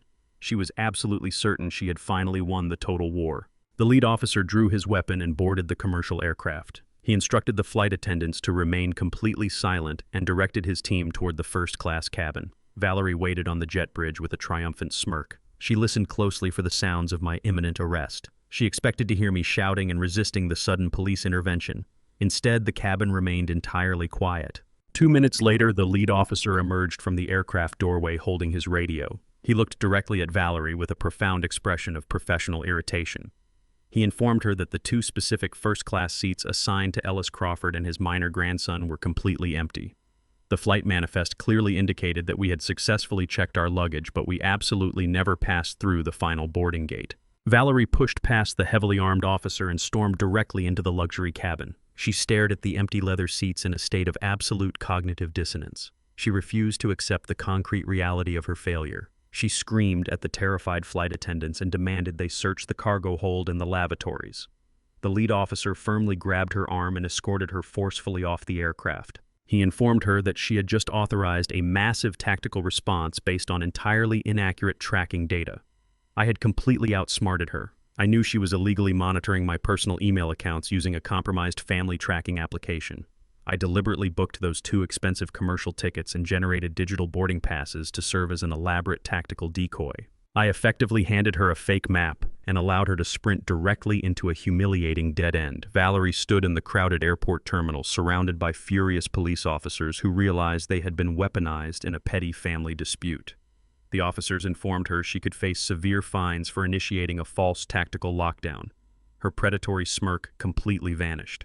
Her massive legal trap closed aggressively around empty air, leaving her utterly foolish and entirely defeated. While Valerie was screaming at federal aviation authorities inside a crowded commercial terminal, Tyson and I were driving peacefully across state lines in a rented black sport utility vehicle. We were heading directly toward a discreet private airfield located 70 miles outside the city limits. I had utilized a secure corporate account to quietly charter a private jet 3 days ago. I spent 40 years navigating ruthless commercial zoning wars and hostile real estate takeovers. I learned very early in my career that you never broadcast your actual exit strategy to an active enemy. You feed them the exact information they are desperate to find, and you quietly slip out the back door while they attack the front gate. Tyson sat comfortably in the passenger seat reading his engineering book. The intense anxiety that had gripped his small frame over the past few weeks was visibly melting away. He looked out the window at the rolling farmlands and asked me how high the mountains were in Alaska. I told him they were high enough to touch the clouds and completely isolated from anyone who would ever try to hurt him again. We pulled onto the quiet tarmac of the private airfield just as the sun began to rise over the horizon. A sleek white Gulfstream jet was fueled and waiting on the runway. The private flight crew greeted us with absolute discretion. They did not require standard security screenings or intrusive questions. They simply took our bags and ushered us aboard the luxurious aircraft. I buckled my seatbelt and watched the ground slowly disappear beneath us. I had successfully extracted my grandson from a toxic and dangerous jurisdiction.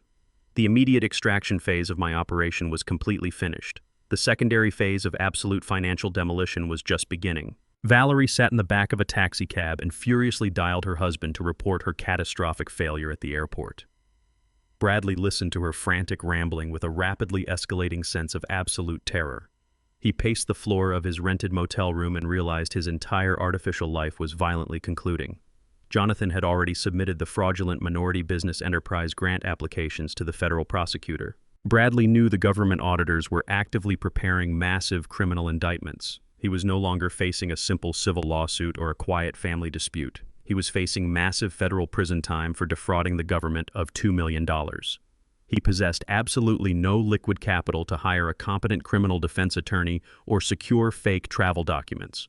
His corporate accounts were permanently frozen, and his technology startup was entirely liquidated. He needed a massive injection of untraceable physical wealth immediately if he wanted to flee the country and avoid imminent federal incarceration. Desperation severely clouded his judgment. Bradley remembered a specific detail from his time working as a proxy logistics manager at Crawford Holdings. He knew I kept a highly secure executive safe hidden inside my primary corporate office suite. He knew the heavy steel vault contained hundreds of thousands of dollars in untraceable commercial bearer bonds intended for emergency international shipping tariffs. He decided to execute a deeply reckless and profoundly stupid tactical maneuver. He planned to physically break into my corporate headquarters in the dead of night and rob the executive safe to fund his immediate escape across the border. He gathered his dark clothing and located a heavy steel crowbar in the trunk of his car. He believed he was executing a brilliant and daring heist to secure his permanent freedom. He had absolutely no idea he was walking directly into a devastating high-tech lockdown trap. The private jet carried Tyson and me far above the turbulent mess I left behind in Chicago. Down on the ground, desperation was fundamentally destroying Bradley's ability to think rationally. At exactly 2 o'clock in the morning, he pulled his leased sports car into the deserted underground parking garage of Crawford Holdings. He was entirely locked out of his own startup and completely cut off from my corporate treasury. He knew federal prosecutors were meticulously building an airtight indictment regarding the fraudulent minority business enterprise grants. He needed untraceable liquid capital immediately to secure fake travel documents and flee the jurisdiction before the federal agents knocked on his door. He remembered a specific logistical detail from his brief stint acting as a proxy manager for my lower-tier subsidiaries. I maintained a heavy steel executive vault hidden behind a false mahogany panel in the primary boardroom.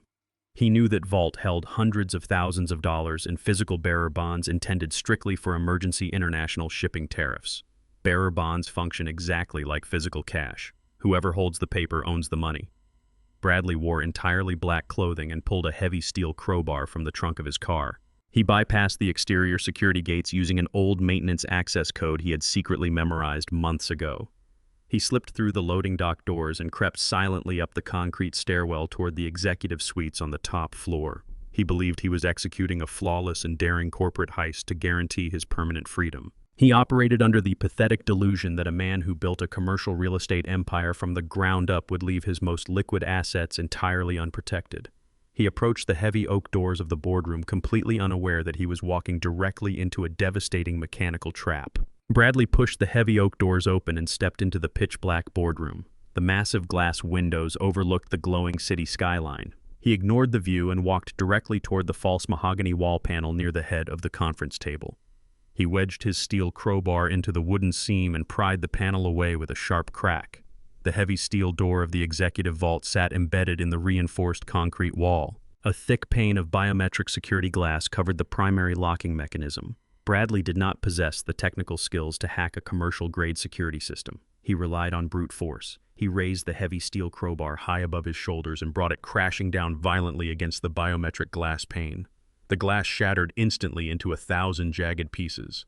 Bradley reached his gloved hand through the broken glass to manipulate the exposed internal tumblers. He smiled with absolute arrogant triumph. He had absolutely no idea that breaking the exterior glass circuit instantly severed a continuous magnetic current.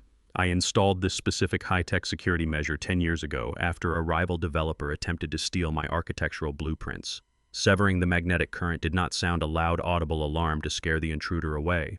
It triggered a silent and catastrophic architectural lockdown. Heavy steel security shutters immediately dropped from the ceiling and slammed down violently over the massive boardroom windows. The primary oak doors slammed shut and the electronic deadbolts engaged with a heavy mechanical thud. Bradley spun around in absolute terror. He dropped the crowbar and sprinted toward the doors. He pulled desperately on the brass handles, but the locking mechanisms were permanently sealed. The room was instantly plunged into absolute suffocating darkness. I was entirely trapped inside a windowless, reinforced concrete vault of his own making. The silent security system did not just trap Bradley inside the room. It simultaneously dispatched an automated emergency priority signal directly to the local police precinct. I had personally funded the construction of their headquarters, so their dispatchers treated an alarm at Crawford Holdings as an absolute top priority. Within 6 minutes, 5 heavily armed tactical patrol units surrounded the commercial skyscraper. A dozen officers breached the building and took the service elevators directly to the executive floor. They manually overrode the exterior lock on the boardroom doors and swarmed into the dark room with their tactical flashlights cutting through the blackness. Bradley was cowering in the corner near the shattered vault. He raised his hands and screamed that it was a massive misunderstanding. The officers threw him roughly against the boardroom table and secured his wrists in heavy steel handcuffs. They arrested him on the spot for commercial burglary, destruction of private property, and corporate espionage. The lead officer confiscated the crowbar and hauled him into the freight elevator. He was transported directly to the county jail and booked into a holding cell. Valerie was sitting alone in a cheap suburban motel room staring blankly at the peeling wallpaper. Her phone rang at 4 in the morning. It was a collect call from the county detention center. She accepted the charges and listened in absolute horrified silence as Bradley frantically begged her to find cash for his bail. She hung up the phone and stared at the dark screen. She was completely stranded in a squalid motel room with 2 sleeping biological twins. She possessed exactly $0 in her checking account, and her husband was securely locked inside a concrete cell. She had actively helped him abandon an innocent child, and now she was reaping the exact bitter consequences. Valerie panicked. She realized she needed to secure immediate legal representation for Bradley before the federal prosecutors officially charged them with the minority business enterprise grant fraud. She remembered Bradley had hastily packed his encrypted secondary laptop before they fled their foreclosed mansion. She dragged his heavy leather briefcase from the corner of the motel room and pulled out the sleek silver device. Bradley had been careless in his extreme panic and left the primary administrative password written on a torn piece of paper tucked inside the laptop sleeve. She booted up the machine and frantically searched the internal hard drive for any hidden cryptocurrency wallets or offshore emergency accounts they could use for bail money.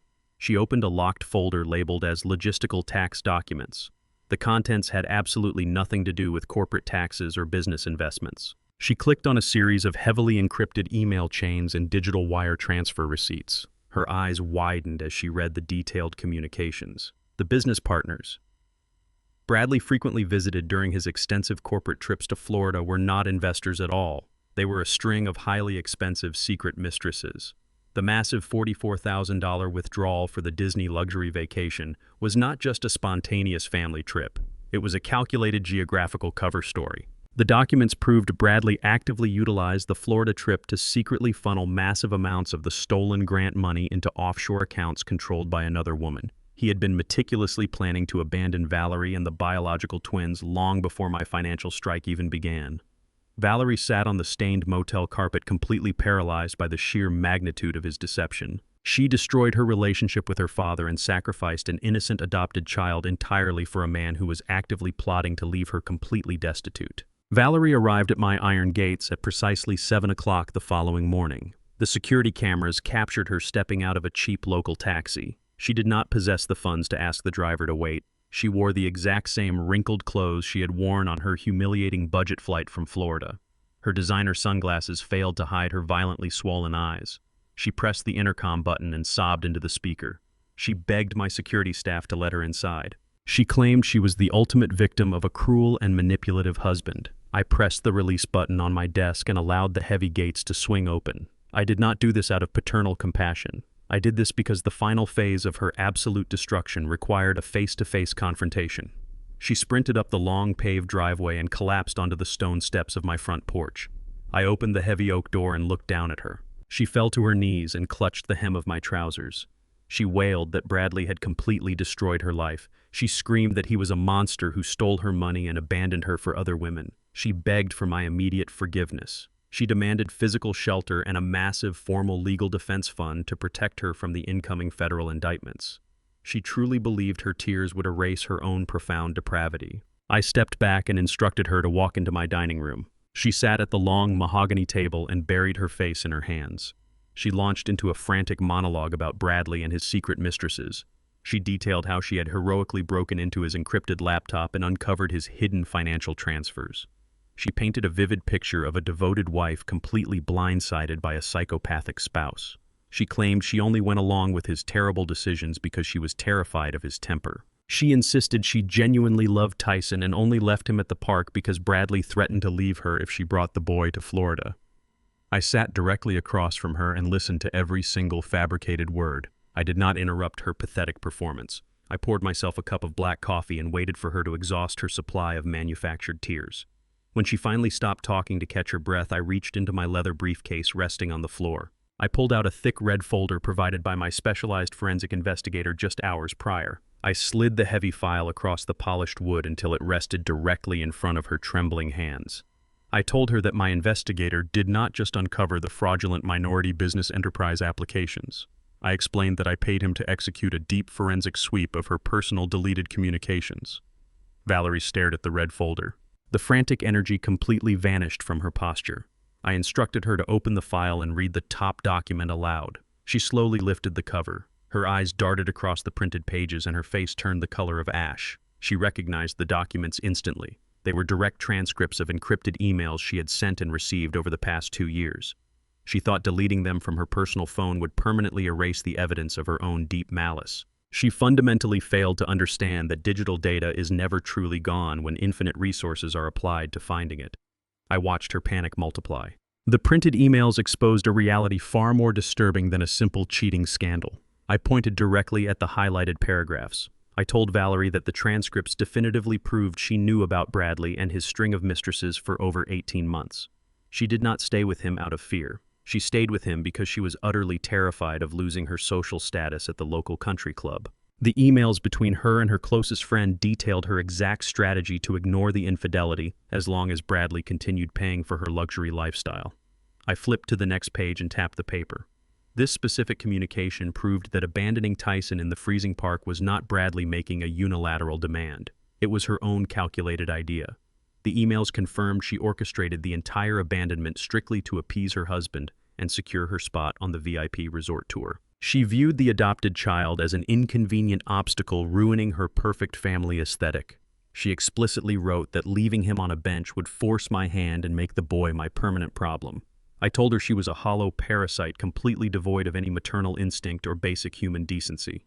Valerie slammed the folder shut.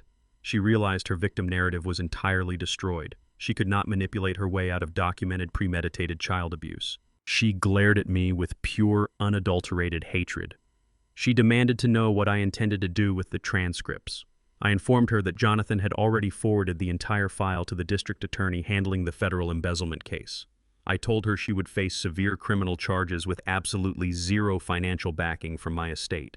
She realized I was completely sealing her ultimate fate. Valerie stood up from the mahogany table. Her hands were shaking violently, but her sadness was completely replaced by malicious desperation. She realized she possessed absolutely no allies and zero access to my corporate wealth. I had systematically stripped away her husband, her home, her social standing, and her fraudulent legal maneuvers. She was backed entirely into a corner facing imminent federal incarceration. Desperate predators do not simply surrender. They attempt to inflict as much collateral damage as possible before they are finally caged. She looked around my pristine dining room and sneered. She announced that I might have frozen her bank accounts and exposed her crimes, but I could not seize her legal equity. When I formed Crawford Holdings 40 years ago, I allocated a 10% minority stake to her name. It was a standard wealth transfer mechanism I established when she was a teenager. Valerie declared she was leaving my house and driving directly to the corporate headquarters of Sterling Logistics. They were my largest and most aggressive commercial competitor in the city. She explicitly threatened to sell her entire 10% minority share directly to their chief executive officer.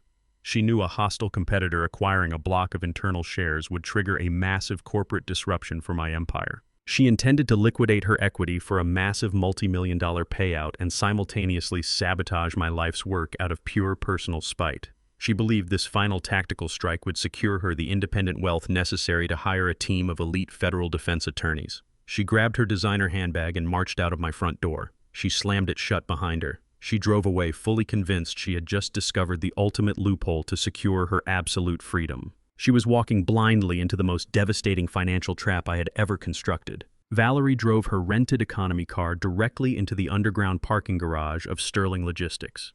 She did not have an appointment with their chief executive officer. She relied entirely on her recognizable last name to bypass the heavy security protocols in the main lobby. The receptionist recognized her instantly and escorted her up to the top floor.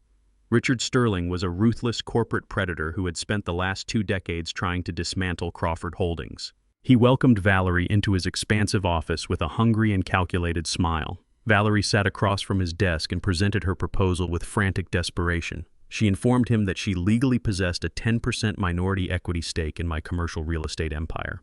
She offered to transfer her entire portfolio of shares directly to his holding company in exchange for an immediate $8 million cash payout. She explained that acquiring a voting block within my private board of directors would grant him unprecedented access to my internal commercial logistics and confidential development zones.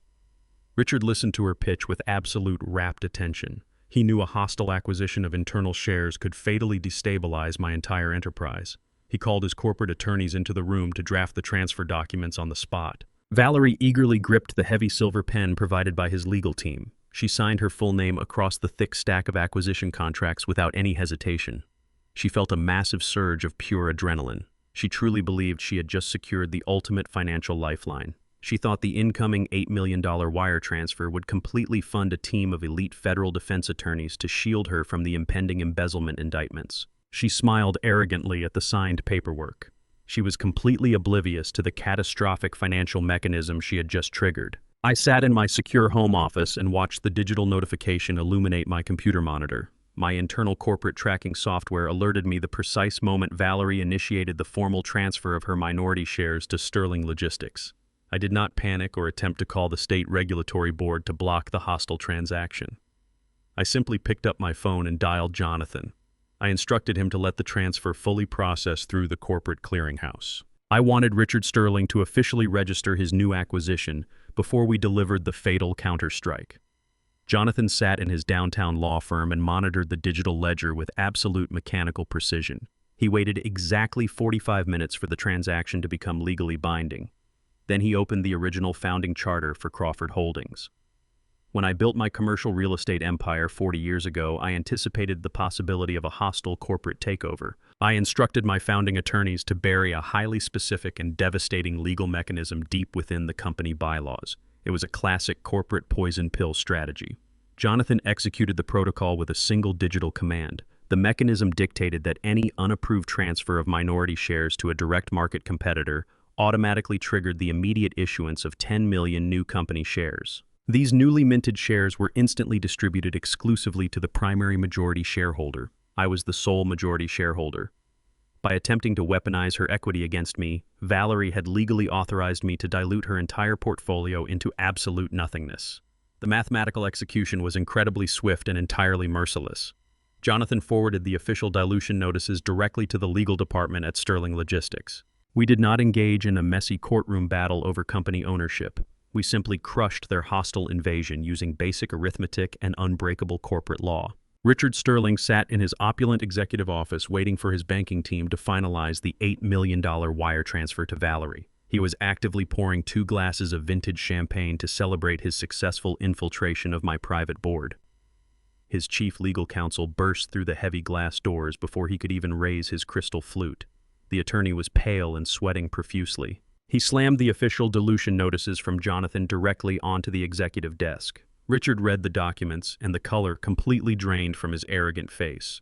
The legal paperwork confirmed that his newly acquired 10% stake had just been diluted to a fraction of a single percent. The shares he purchased were now entirely devoid of any voting power or dividend value. The multi-million-dollar corporate asset was instantly transformed into utterly worthless paper. Richard stared at Valerie with an expression of pure, unadulterated fury. He realized she had not sold him a lucrative seat at my table. She had sold him a massive and catastrophic financial liability. He slammed his fist against the desk and screamed for his security personnel to enter the room. Valerie sat frozen in her chair, completely unable to comprehend the sudden, violent shift in atmosphere. She still expected to receive her massive cash payout.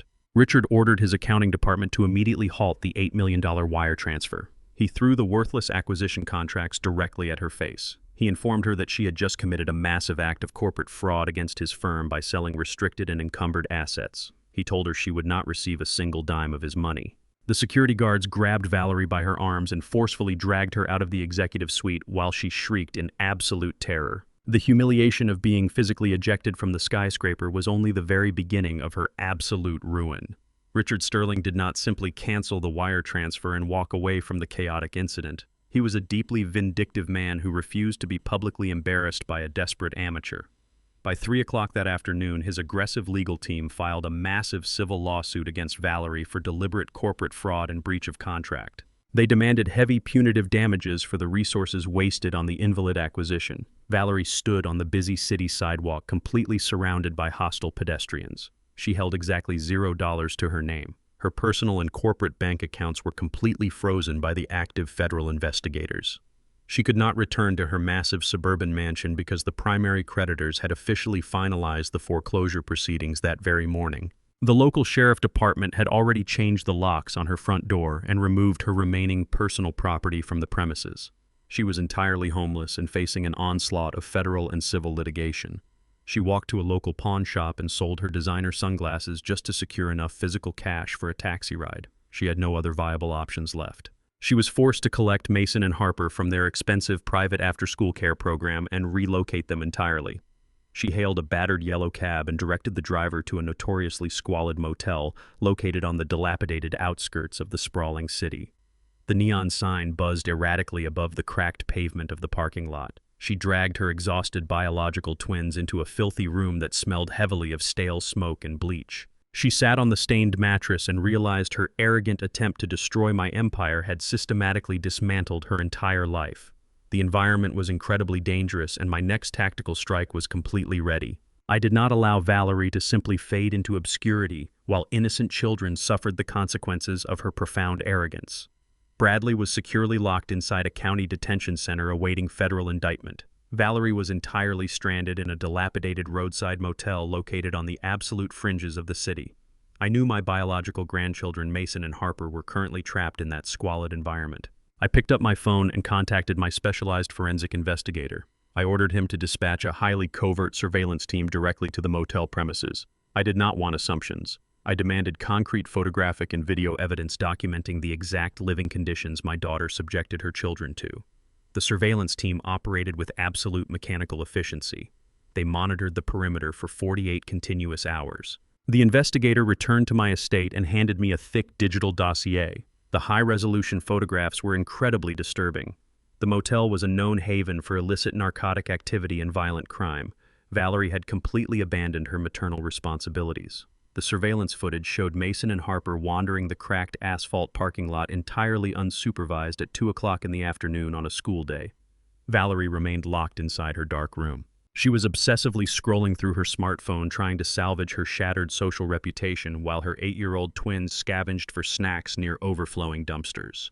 The investigator documented instances of violent altercations occurring mere feet from the door to Valerie's room. She did not once emerge to check on the physical safety of her children. She treated them with the exact same severe neglect she previously inflicted upon Tyson. Her profound selfishness fundamentally overrode any basic human instinct to protect her own blood. I closed the digital file and immediately forwarded the entire dossier directly to Jonathan. The extraction began. Jonathan did not hesitate when he reviewed the horrific surveillance footage. We met at the county family court building exactly at 8 o'clock the following morning. Jonathan carried a heavy leather briefcase containing the emergency custody petitions. We bypassed the standard filing clerks and walked directly into the chambers of a presiding family court judge. I did not rely on emotional appeals or dramatic courtroom theatrics to state my case. I relied entirely on indisputable forensic evidence. Jonathan handed the judge the thick stack of surveillance photographs and the detailed investigator logs. The documentation explicitly proved that Valerie was willingly subjecting two vulnerable minors to extreme environmental hazards and severe emotional neglect. Jonathan carefully laid out her current legal and financial status. He informed the judge that Valerie possessed absolutely zero income, her corporate assets were entirely diluted, and she was actively facing imminent federal fraud indictments alongside her incarcerated husband. She was demonstrably unfit to provide even the most basic level of care or shelter for her children. The judge reviewed the photographs of Mason and Harper wandering near the motel dumpsters. His expression hardened into profound judicial anger. He did not require any further persuasion. He immediately signed the ex parte custody orders. He legally stripped Valerie of her physical custody rights and temporarily transferred full guardianship of the biological twins directly to me. He authorized a police escort to ensure the immediate and safe removal of the children from the hazardous motel premises. I folded the signed judicial mandate and placed it securely inside my tailored suit jacket. I had systematically destroyed my daughter's fake empire and dismantled her financial safety nets. Now I was legally removing the final two innocent hostages she possessed. I left the courthouse and drove toward the squalid edges of the city. Two marked police cruisers escorted my heavy truck into the cracked asphalt parking lot of the roadside motel. The flashing red and blue lights illuminated the decaying brick facade. I stepped out of my vehicle and walked directly toward room number 12. The officers flanked me on both sides. I did not bother knocking politely. The lead officer pounded his heavy fist against the peeling wooden door. Valerie opened the door a fraction of an inch. She wore a stained silk robe and her eyes were completely sunken from exhaustion and panic. The overpowering stench of stale cigarette smoke and cheap alcohol wafted out from the dark room. I pushed the door fully open and stepped inside the filthy space. Mason and Harper were sitting on the edge of a stained mattress staring at the television. They looked incredibly pale and terrified. I handed Valerie the official emergency custody mandate. I told her the court had officially terminated her physical guardianship due to extreme criminal neglect. I expected her to collapse into weeping hysterics or fight desperately to keep her children. I anticipated a chaotic display of primal maternal instinct. She did none of those things. Valerie merely glanced at the legal document and tossed it carelessly onto the stained carpet. She looked at her biological twins with a chilling level of absolute indifference. She did not shed a single tear for them. She did not beg the officers to let her hug them goodbye. She looked directly into my eyes and smiled with unadulterated malice. She realized she was completely freed from the burden of caring for two demanding children without her massive suburban wealth. Her arrogant selfishness was absolute. She crossed her arms and leaned against the grimy wall, completely detached from her own flesh and blood. I instructed the police officers to escort Mason and Harper out to my waiting truck. The children quickly grabbed their small backpacks and hurried out of the dark motel room without looking back at their mother. I turned to follow them out the door. Valerie suddenly stepped forward and blocked my exit. She did not possess a shred of remorse for her horrific actions, but she retained a ruthless instinct for financial manipulation. She knew the emergency custody order was merely a temporary judicial mandate. A permanent termination of her parental rights would require months of grueling litigation in the family court system. She looked at my tailored suit and presented a horrifying counterproposal. She explicitly offered to permanently and voluntarily surrender all of her legal parental rights to Mason, Harper, and Tyson. She promised to sign the binding termination documents without any legal contest. She demanded a massive price for this absolute surrender. She ordered me to wire exactly $1 million in untraceable cash directly into a newly opened offshore account. She wanted to fully capitalize on her own children to fund an elite criminal defense team and escape the impending federal fraud indictments. She stood in a filthy motel room and aggressively attempted to sell her own flesh and blood to the highest bidder. She believed her malicious extortion play would force me to purchase the permanent safety of my grandchildren. She assumed my deep love for the children would override my sharp business acumen.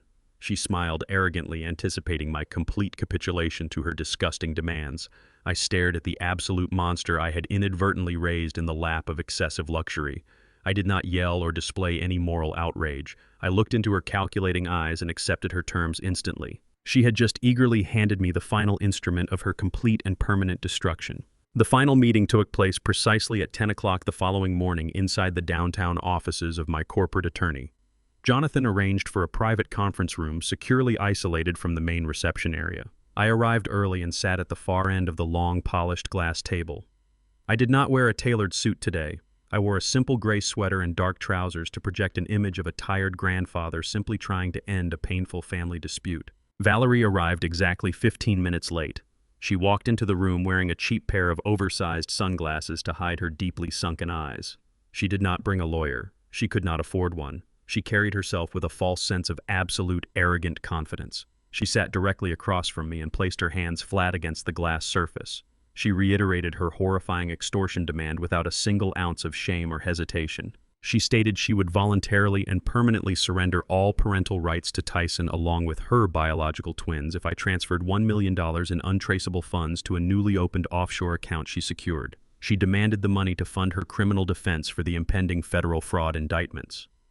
She looked at me with cold calculation, expecting me to argue or negotiate the ransom price for my own flesh and blood.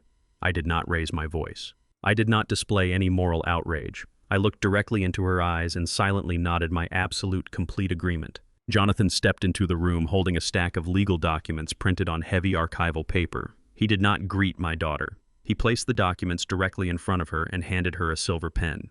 He explained the binding terms of the agreement with mechanical precision. He stated that the paperwork constituted a full voluntary termination of her maternal rights to her biological children Mason and Harper alongside her adopted son Tyson. He clarified that signing these documents would permanently sever all legal, physical, and emotional ties to the three minors. She would have zero visitation rights and absolutely zero legal standing to ever petition the family court for future custody reversals. Jonathan pointed to the secondary contract positioned beneath the termination papers. He explained this was the financial settlement agreement. It formally authorized the immediate release of $1 million from my private wealth management trust directly into her designated offshore banking account. Valerie did not bother reading the detailed clauses outlining the permanent loss of her children.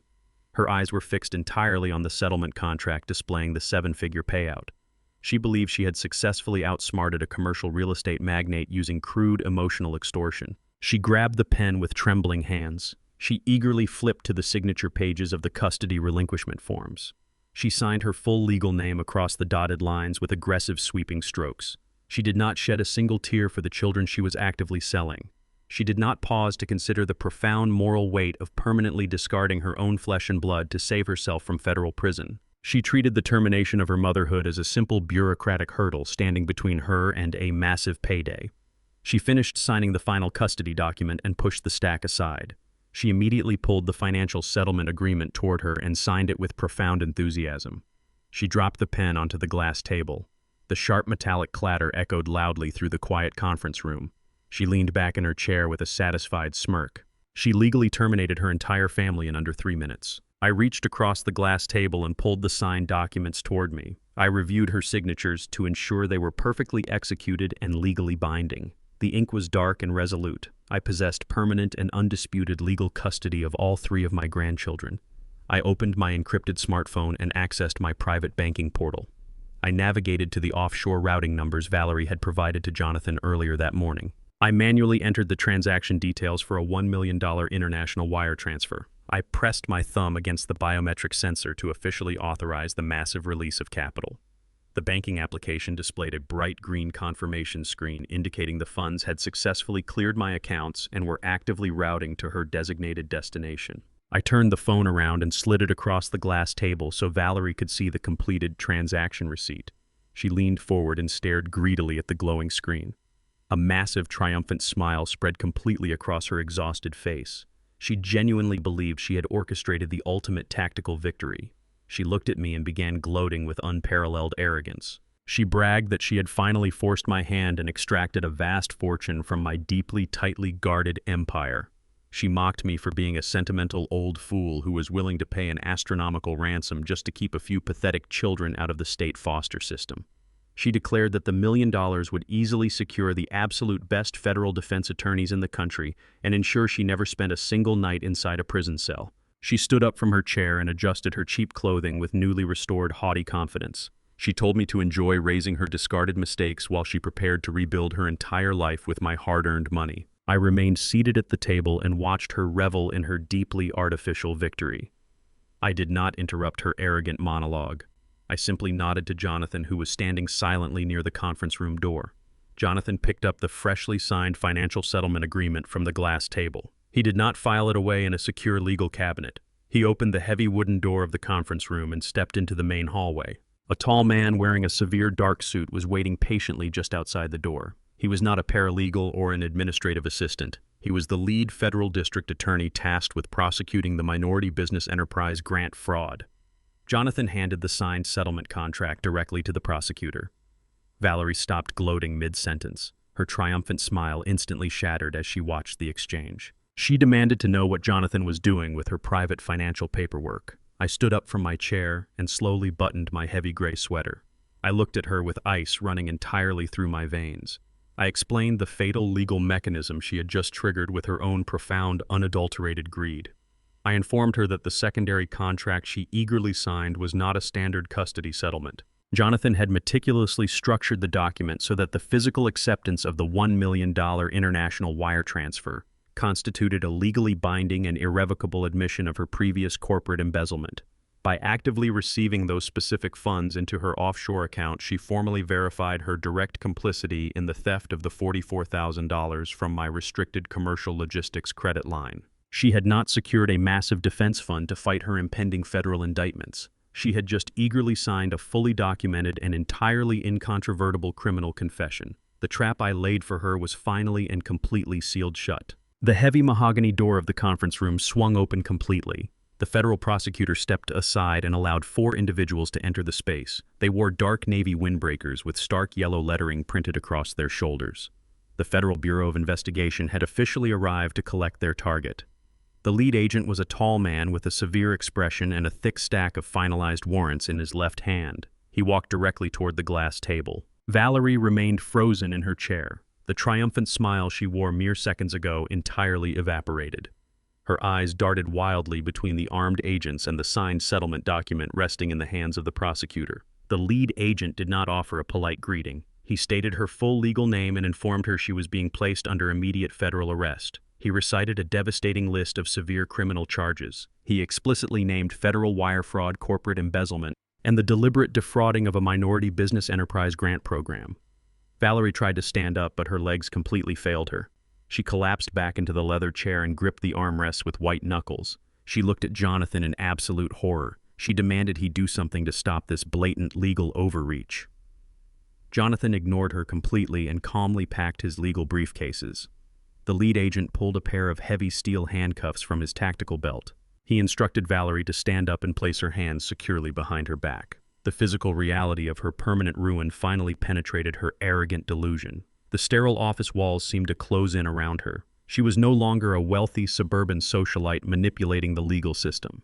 She was a documented federal criminal facing decades inside a concrete cell. Valerie violently resisted the agents as they reached for her arms. She threw herself entirely out of the chair and collapsed onto the polished hardwood floor. She scrambled across the room until she reached the edge of my chair. She grabbed the fabric of my trousers with desperately trembling hands. The arrogant monster who had carelessly sold her children for $1 million completely vanished. She was instantly replaced by a weeping and pathetic coward terrified of facing actual consequences. She looked up at me with tears streaming down her ruined face. She begged me to call off the federal agents and protect my only real family. She screamed that she was my own flesh and blood. She frantically reminded me that we shared the exact same genetic lineage. She wailed that a father could never send his biological daughter into a federal penitentiary to rot alongside violent criminals. She explicitly compared herself to Tyson. She shouted that I was choosing a random foster child over my own biological legacy. She pleaded with me to remember the pristine suburban childhood I had provided for her. She demanded I use my immense corporate wealth and political influence to silence the district attorney and bury the fraudulent grant documents. She swore she would leave the state and never bother me again if I just wrote a larger check to make the federal agents disappear. She genuinely believed her supposed biological connection granted her absolute immunity from her own malicious actions. She thought the simple reality of shared DNA would force me to shield her from the brutal machinery of the justice system. I remained perfectly seated in my chair. I looked down at her weeping face with ice running entirely through my veins. I did not feel a single ounce of paternal compassion. I stood up slowly and adjusted the cuffs of my gray sweater. I looked down at the woman thrashing on the floor of the conference room. I told the federal agents to wait exactly 1 minute before applying the steel restraints. I needed to deliver the ultimate truth she had been shielded from her entire sheltered life. I looked directly into her terrified eyes and told her she was fundamentally incorrect about our relationship. I stated with absolute clarity that she was not my biological daughter. She did not share a single drop of my blood. The weeping completely stopped. Valerie stared up at me in stunned and suffocating silence. I explained that my late wife and I adopted her from the state foster system when she was exactly 10 years old. She was the exact same age as Tyson when I pulled her out of a squalid group home and provided her with an absolute fortress of unearned privilege. I kept her adoption a strict secret because I wanted her to feel entirely secure and deeply loved. I gave her everything I possibly could to erase the trauma of her early childhood abandonment. Instead of utilizing that massive privilege to build a compassionate life, she became a profoundly malicious parasite. I told her the supreme irony of her existence was utterly repulsive. She was rescued from a broken system only to inflict that exact same childhood trauma onto another innocent 10-year-old boy just to secure luxury bags and a country club membership. She stared at me with her mouth hanging open. The devastating realization that her entire identity was built on a deliberate foundation of grace completely shattered her mind. She possessed absolutely no inherent superiority. She was merely a discarded child who squandered a miracle. Valerie remained utterly paralyzed on the floor as the weight of her false existence crushed her entirely. I was not finished delivering the final consequences of her unadulterated greed. I stepped closer and explained the true nature of the massive financial trap she had eagerly triggered. I told her to think very carefully about the $44,000 she and Bradley drained to fund their luxury vacation.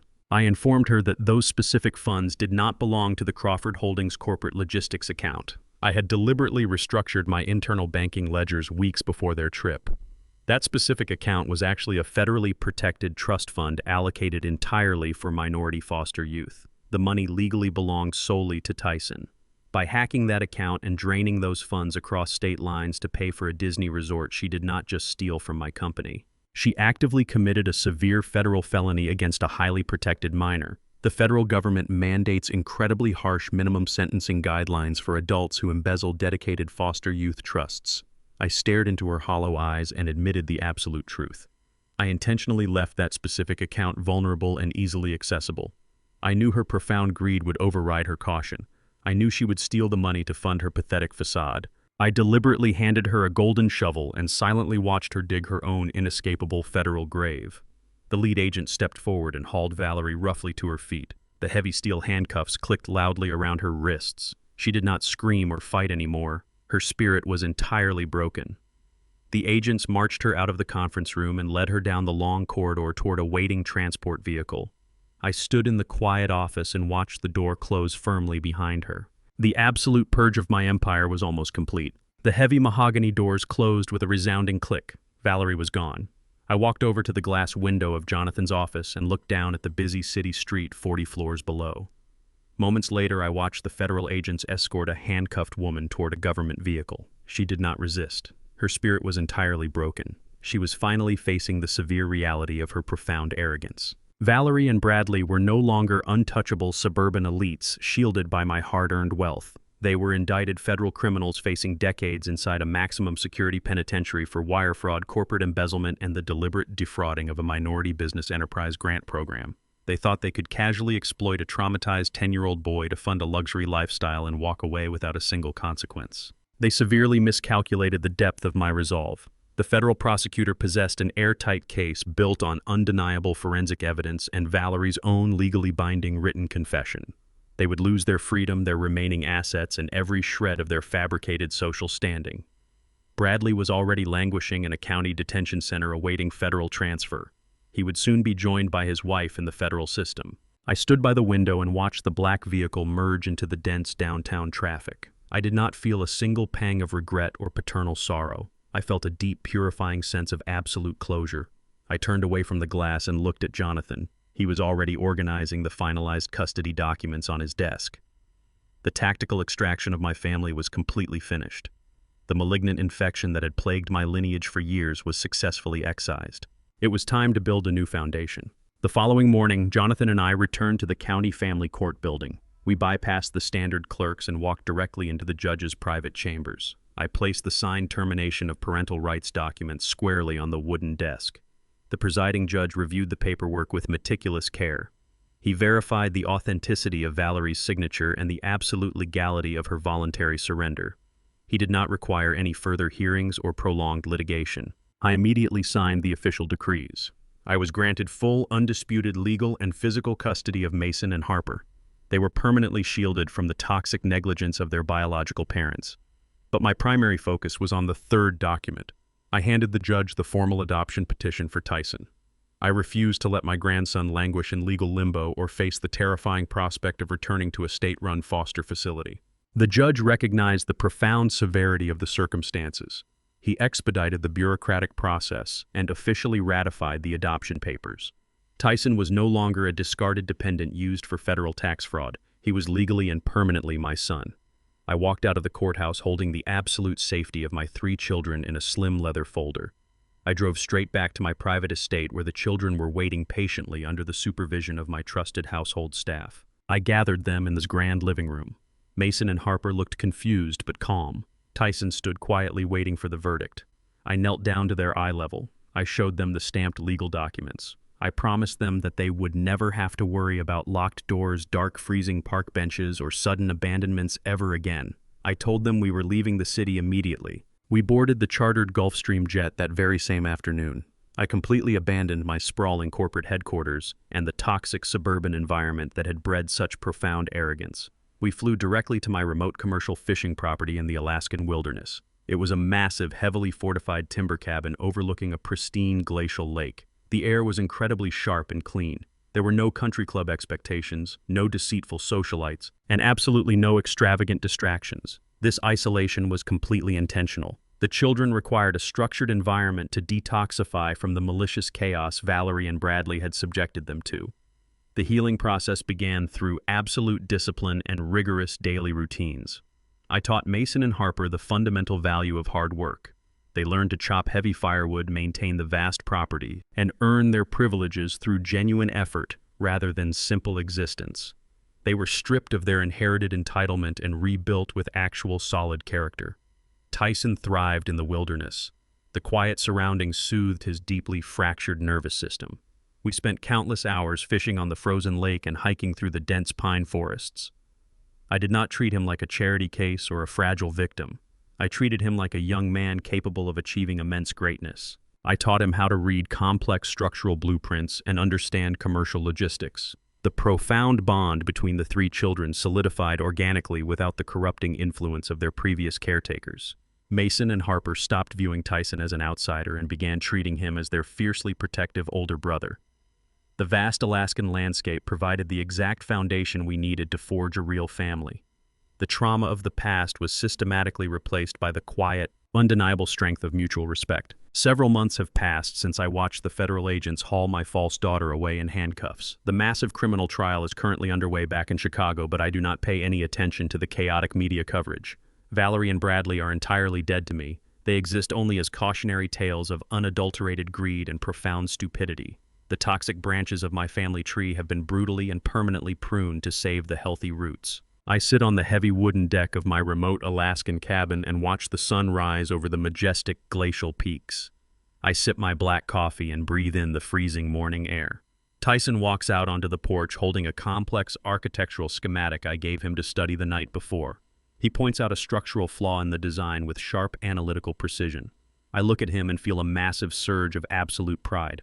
The frightened 10-year-old boy who was maliciously abandoned on a dark concrete bench is completely gone. He is rapidly growing into a formidable young man. He is no longer a discarded federal tax asset. He is the sole heavily protected heir to Crawford Holdings. Jonathan has already drafted the ironclad trust documents ensuring Tyson will assume total control of the commercial empire when he comes of age. Mason and Harper are playing joyfully near the frozen shoreline. They are learning how to be decent human beings instead of entitled parasites. I spent 40 years breaking my back on construction sites to build a legacy. I almost allowed an arrogant coward and a malicious parasite to completely destroy it. I stepped in and executed a silent, absolute adjustment. I protected my true bloodline. The vast commercial empire is completely secure. Absolute order has been permanently restored. The most devastating betrayals often arrive not from declared enemies, but from the very people you spent your entire life protecting. True family is never defined by shared genetics or legal documents. It is defined by unwavering loyalty and basic human decency. When someone shows you they are willing to discard an innocent life for their own selfish comfort, you must believe their actions instantly. Tolerating disrespect only breeds further exploitation. You must learn to permanently sever toxic connections regardless of the biological bond. Protecting your peace and your loved ones requires absolute resolve and zero hesitation every single time. If this story resonated with you, please hit the like button and subscribe to the channel for more content. Share your thoughts in the comments below. Have you ever had to cut off a toxic